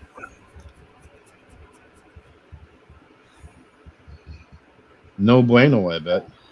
Ugh. Come on, strike this guy out, you chokers. Ew, it smells like fish if the lake kicks up. Ugh. I did. I have deliveries. Christy says, "Oh my God, Cody, you got deliveries." Cool. It's all sitting outside, man, until he gets home. You've got mail. Looks like the boy is going to actually have to do some work today. I want He's to going see to have to that bring in picture. deliveries.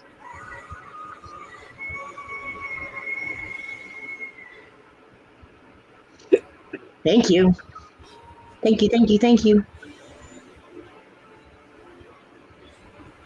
I like presents and surprises. Unless they're bad surprises. I don't like bad surprises. I like good surprises. Hashtag cockmail. Huh? Hashtag cockmail. Yeah. I still What'd can't she believe say? you sent me that.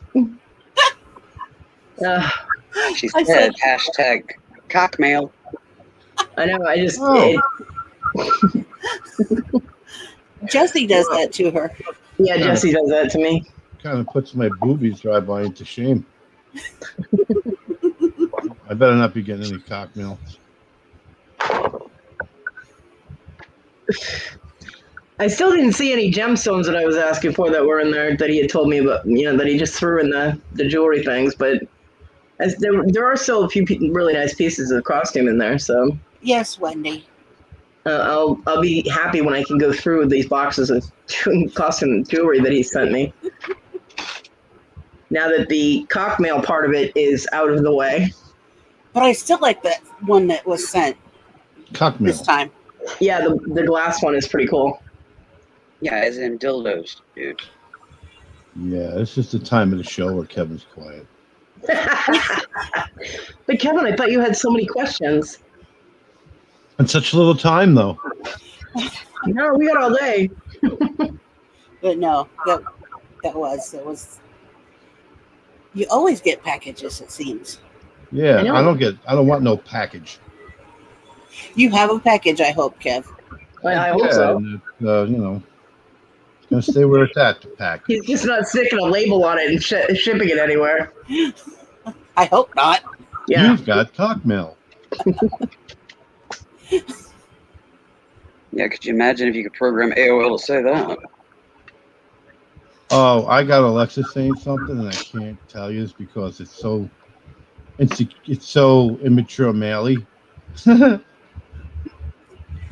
But James told me I couldn't trick her into saying stuff, and I trick Alexa into saying stuff all the time.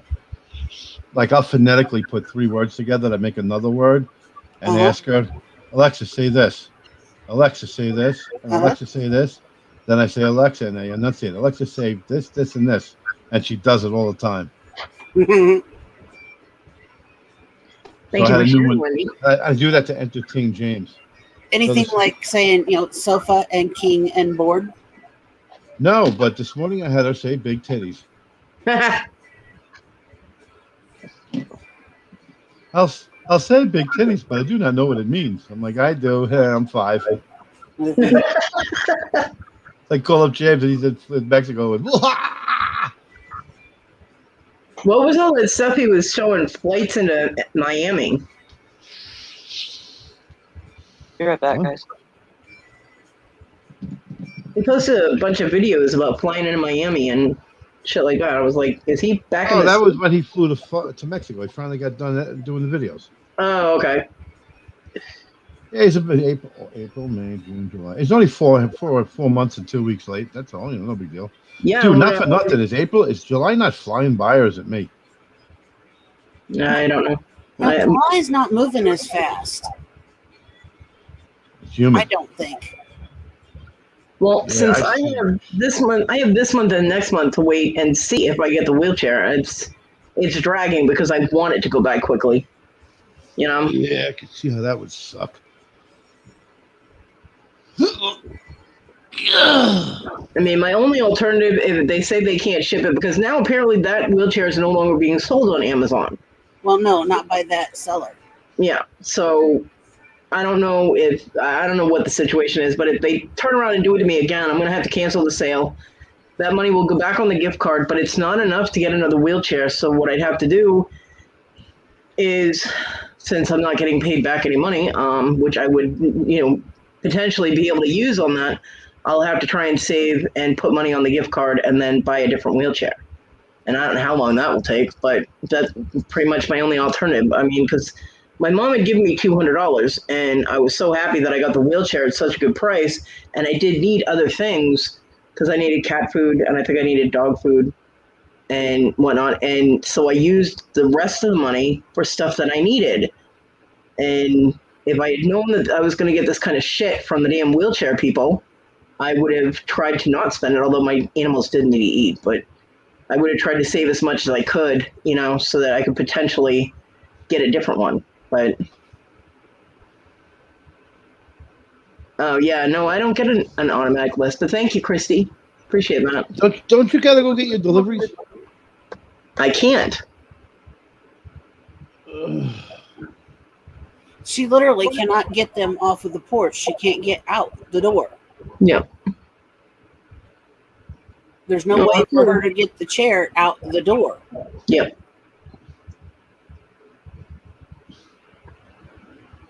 And my landlord, if she has an emergency that in the house, she can't get out of the house. Yeah, pretty much. She needs someone that has construction abilities to go and fix it so that she can get in and out of her house with the wheelchair.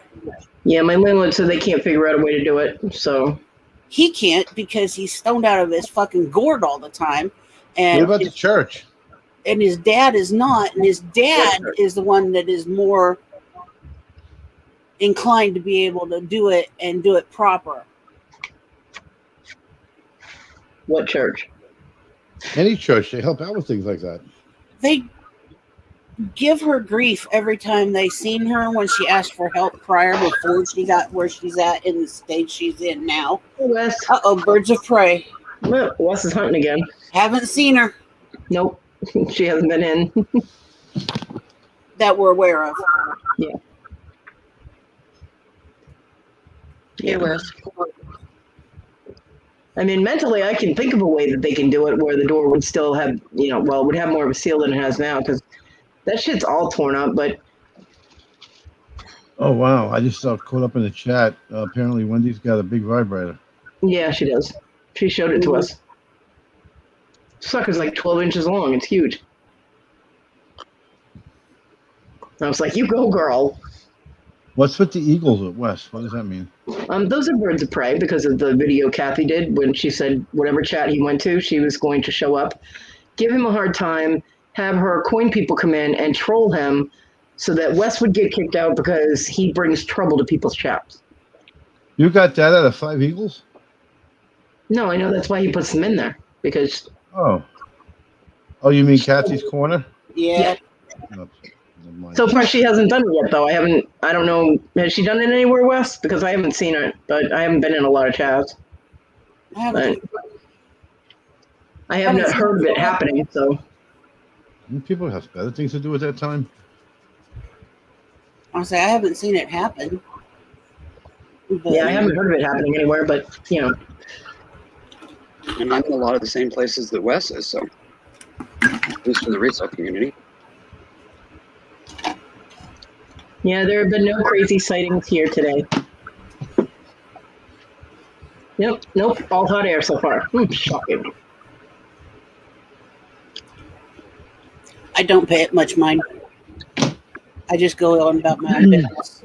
Change the subject because it's really not something that I want to talk about, or I'll leave. Okay. Damn it, you couldn't let me just leave anyway. Wendy is not an angel. Wendy, jackhammers aren't supposed to be used as vibrators, Wendy. Give it back to the construction guys and move along. I know somebody who hooked up a Zaza to one for his wife. Dude, what? Yeah.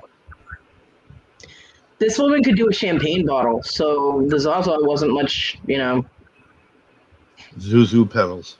She probably didn't even notice. I don't know. His wife is seriously freaky. What a wasteful loser I am today. I should have been doing things while I'm on here. Fun, Kevin. I'm scared of that. That scares me. Yeah. What, being lurked? No, No, the Zaza thing. the Sawzall.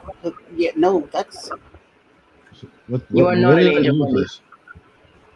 I mean, it's actually very dangerous, and women have gotten injured by hooking up power tools to dildos. Ah, And Jesus Christ! I don't want to hear this. yeah. I'm scared. you told us to change the subject. Oh Lord. Pick one. Pick a subject, Kevin. Boobies. Movies. You're 5. No, I'm 7 now. Oh, you're I can 7 now. spell it. Yep, I agree, Wes. Yeah. Well, Wes, I'm going to go to your house, even though I don't know where you live. I'm going to knock on your fictitious door, and I don't know who's going to answer. And then I'm going to throw snowballs at you and run and go, ha. Now I'm really scared. What are you then, 10?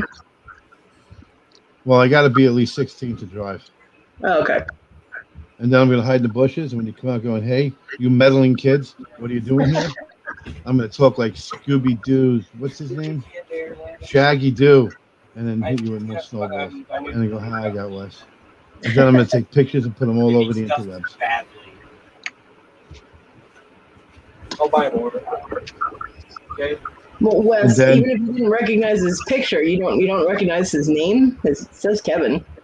Or his And then- voice. Then when he comes out of the house to catch me, I'm going to double around, go in his house, lock him out, and eat all his food. That'll learn him. A 16-year-old would actually do that. Yeah, I'm going to go do it all. You go, boy. I'm doing it. Then I'm going to find his belt buckle collection, and I'm going to tarnish him. Kevin. Yeah. You can You do don't that mess with with me. videos, you know. Now he's scared. Watch him leave. If you put sterling silver in a bag with egg yolk, it'll tarnish it quickly. I'm thinking about swallowing it and then tarnishing it the other way. Ew. Listen, you never live till you poop the belt buckle. Yeah, and then I don't want to be. No, I'm good. Pass. John once told me I hadn't lived until I had been to jail. I was like, I'll pass, and then his ass got me arrested. I'm like, you fucker. I had already been in jail once. All I can say is, hey, Cody, I'm not the one that brought up poop this time. Yeah. I already did the jail thing. I was all good with doing it again. No repeats. Thank you. Hard pass. I did not have a good time. Oh, hey, Wes. And I was only there for one night. TJ is no fucking angel either. Yeah, that's Scarlet. She's a sneaky little devil. The only time I've ever been in jail, I was on the visitor side of the glass. That's Charlotte. If TJ and Wendy are angels, if those two girls are angels, I'm a motherfucking saint, okay?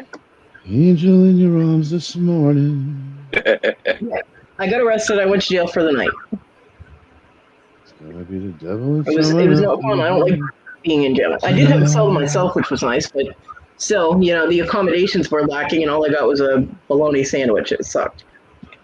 But better than picking a banana loaf. Those are on Sunday. That's an upgrade for a lot of people, man. Don't knock the bologna. Woo, get it? Yeah, it could have been peanut butter. I would have preferred peanut butter. I can't have that analogy. Okay, here's a lobster instead. Okay, I'm good. We were at a party. Everybody had matching towels. That is what my grandson says. Not my grandson, but my son-in-law. My son-in-law says, I went to jail. I'm not afraid to go back. He's been in prison. Twice. Yeah, John always said that too. He goes, jail is easy. It's prison that sucks. And he's been to both. But whenever he went to the county jail, he's just like, no, I'm just gonna do my time, and they'll let me out eventually.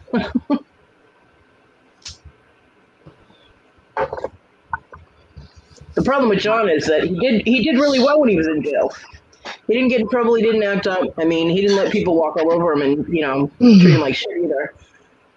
But then he'd get out of jail and he wasn't able to control himself. He couldn't behave. He couldn't not drink. He couldn't not be a dick and cheat on someone and lie to them all the time. You know what I mean?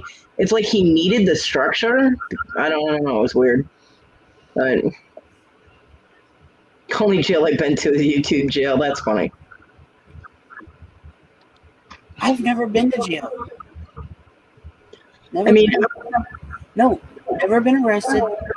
Nothing. Could I got arrested for domestic violence because I bitch slapped my husband because hello, he tried to kill me.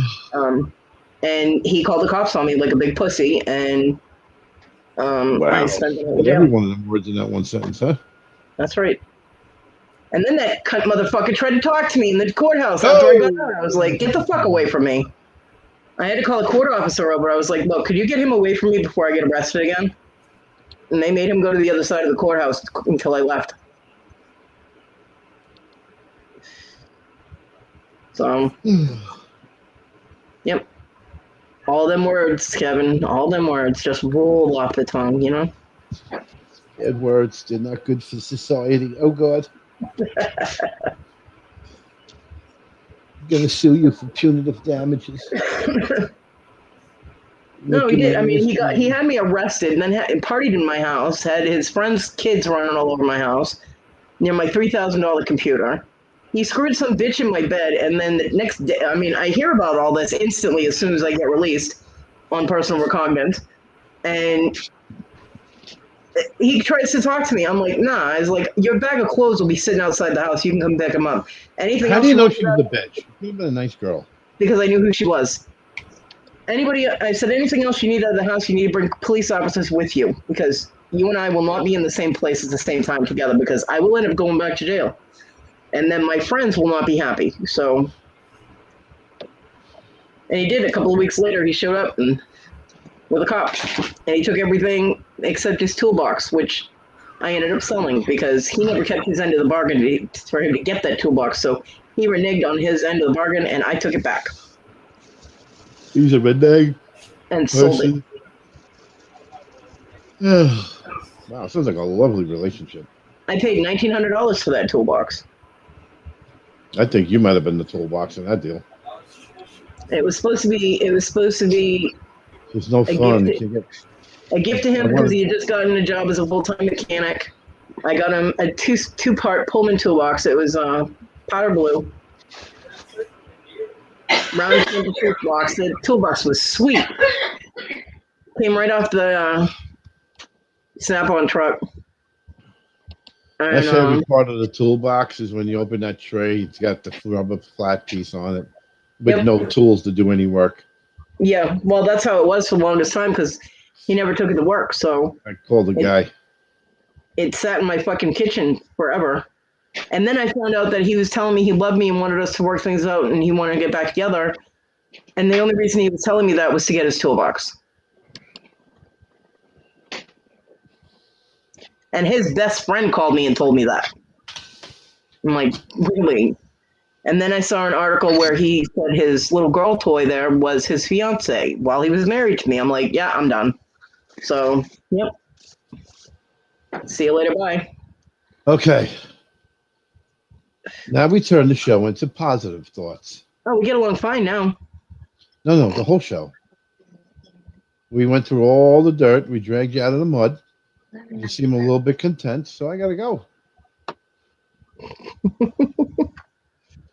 Are you really leaving? I don't know if this guy hits a home run, I'm going to smash my TV set off the wall. Man, they're so trying so hard. Thank you.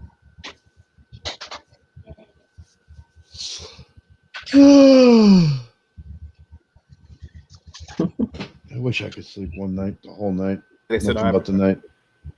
I hear you. Hello? Who's that? Hello. Hey, how you guys doing? My name is Kevin Sells. I'm just actually channel hopping, going to different sectors. How you guys doing? What are you guys talking about? It says Sunday chatter. So what are you guys chatting about? Anything, everything. Oh yeah? Well, let's talk about psilocybin. Do you guys do psilocybin?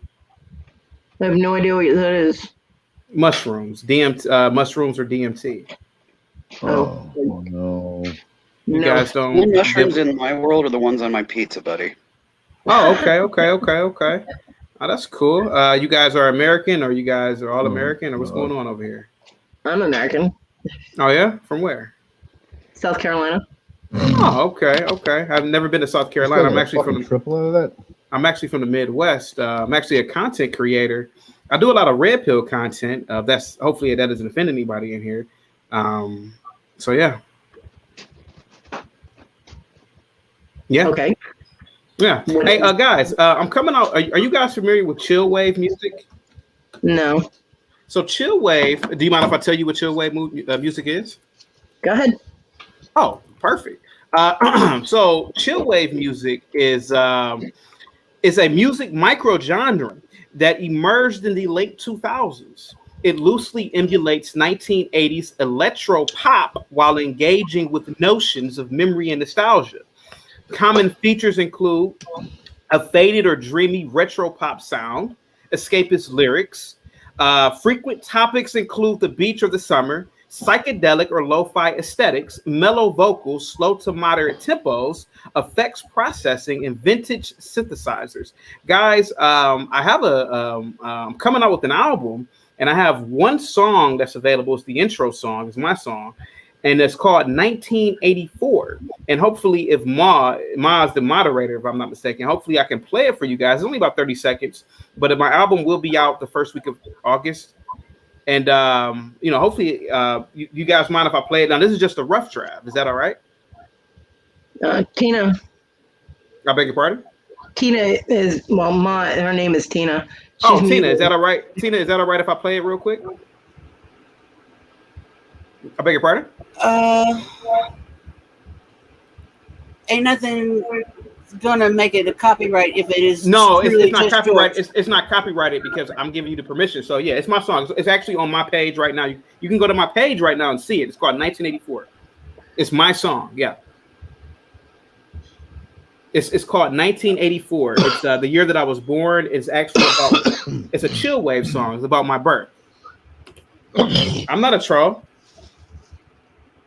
Okay, I'm about to play it right now for you guys.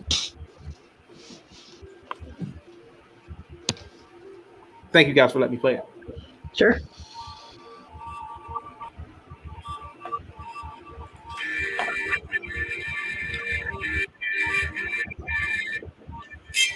Take me back in time.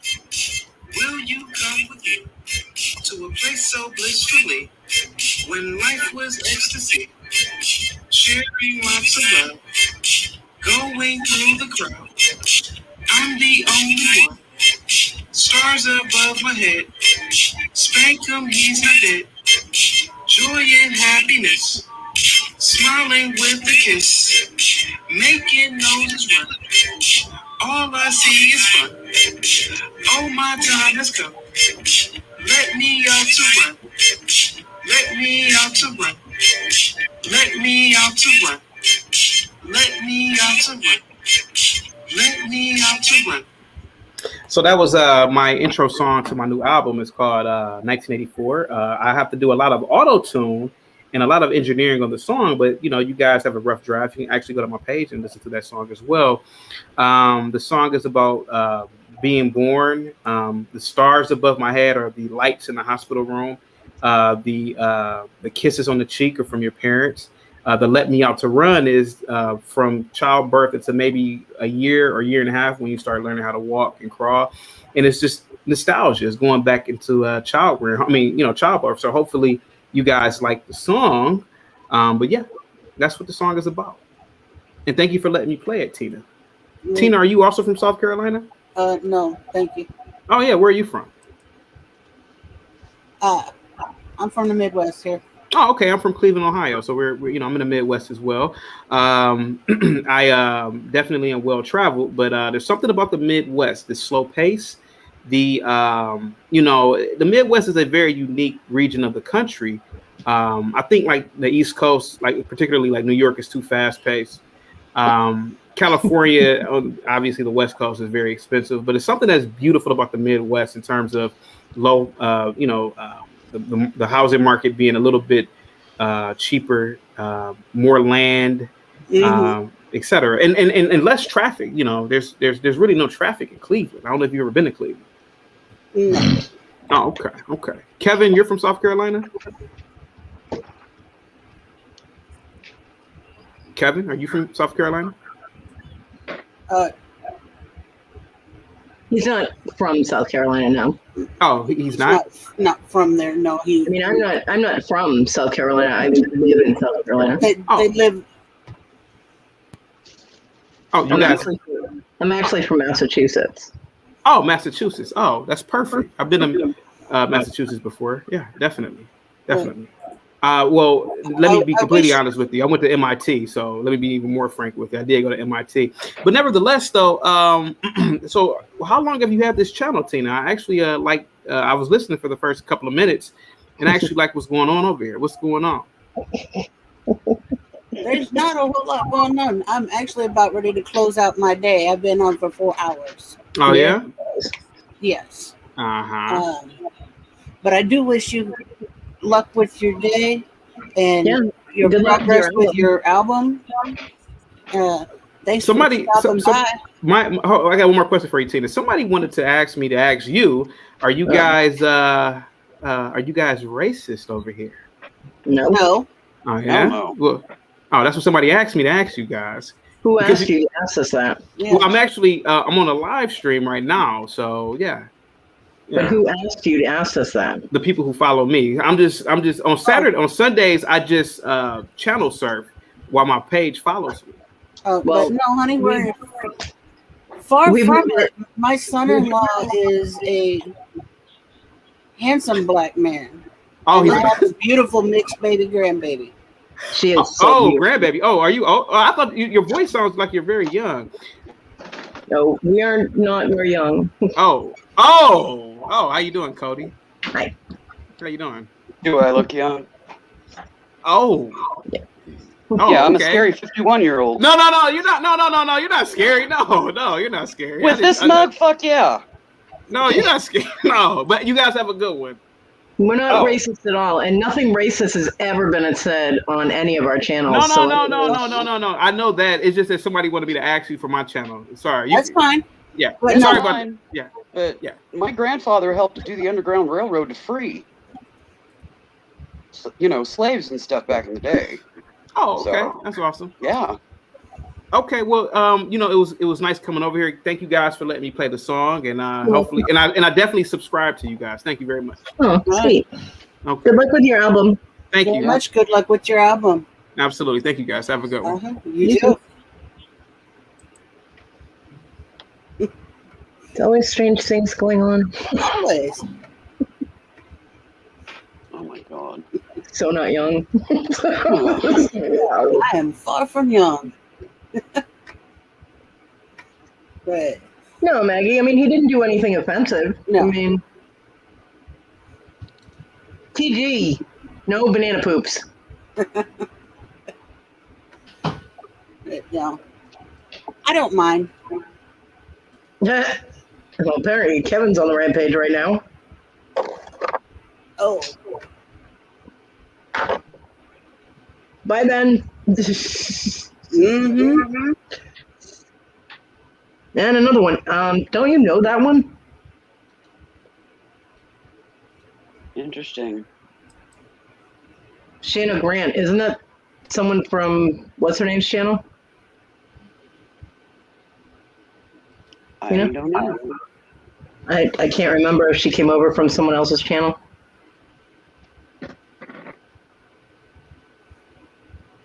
I have to look. I have to read.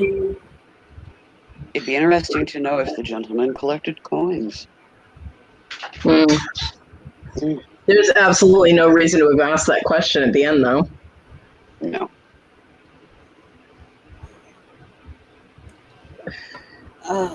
And they did not know. He did not notify us that we were live on another channel when he came in. Nope. Of which he should have done. Yeah.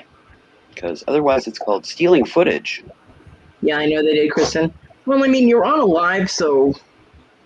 Yeah, basically, but still, you're live. Yeah, but the guidelines for that kind of thing are very gray. Make up your own words. So do we, Kristen. No, I was. Like Spuctarticus. I made up that word one day. They was looking for something, but didn't find what they was looking for. That is for sure, Mr. Lynn. Yeah. I called Eco Cuntosaurus once. John laughed so hard he almost fell out of the wheelchair. It was funny. Yeah, I haven't either, Tim. All I can say is at least he didn't turn his camera on and show body parts. And everybody, I met Mr. Lynn over at Leo Eats with Miss Irene. Yeah. And I got you, Kevin. Shayna Grant. I don't know about Shayna. Mr. Lynn, is Shayna part of Miss Irene's chat? I mean, they all showed up at like the same time. Bam, you know? Yeah, that was what was ironic.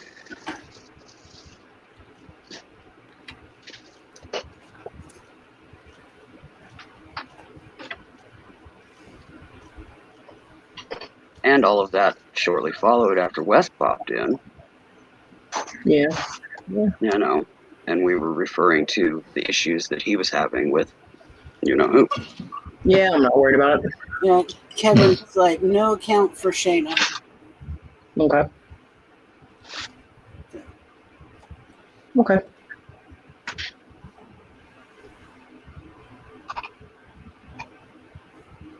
Might have been a bird patrol out for looking for our friend. Yeah, could be. If they don't have a sack to just come in and say, "Hey, is Wes here?" Because you know, if you show up and you want to talk to Wes, I can message him. Be like, "Yo, Wes, somebody's looking for you." Well, see, I seen that pop up. I'm like, who the hell is this? You know? Yeah. But, you know, I let them on. They were polite. You know? Although, odd question: are you into mushrooms? You know? No. And I don't know what red pill content thing is. I don't know what that is. So it's just like, oh, okay. Yeah, no idea. Apparently, it offends people because he said, you know, I hope that doesn't offend you. Like, I don't know what it is, so I can't say whether it offends me or not. Right? Yo, you guys into asparagus, man? I love asparagus. Yeah? Yeah. You know the healing properties of asparagus? Kill. If you're on the Boys in the Hood channel, go find it. Talk like us, regular fucking silly people. Don't talk like a 19-year-old. I'm 107, man. I'm wondering if he realizes that that whole electric genre of music didn't work, and that's why it died. That's why it didn't last long, yeah. The only place that shit worked was on Revenge of the Nerds, okay? Right? Other than that, nobody really listened to it, because, no. That's like that. But, you know, hey, I wish everybody good luck in their endeavors. You know, if he's trying to put out an album and, you know, make something of himself, go for it. Honestly, Iris, I'm going to be cutting her off here in a couple of minutes, honey. Yeah, she's been on for 4 hours. She's been going and going and going like the little Energizer Bunny. And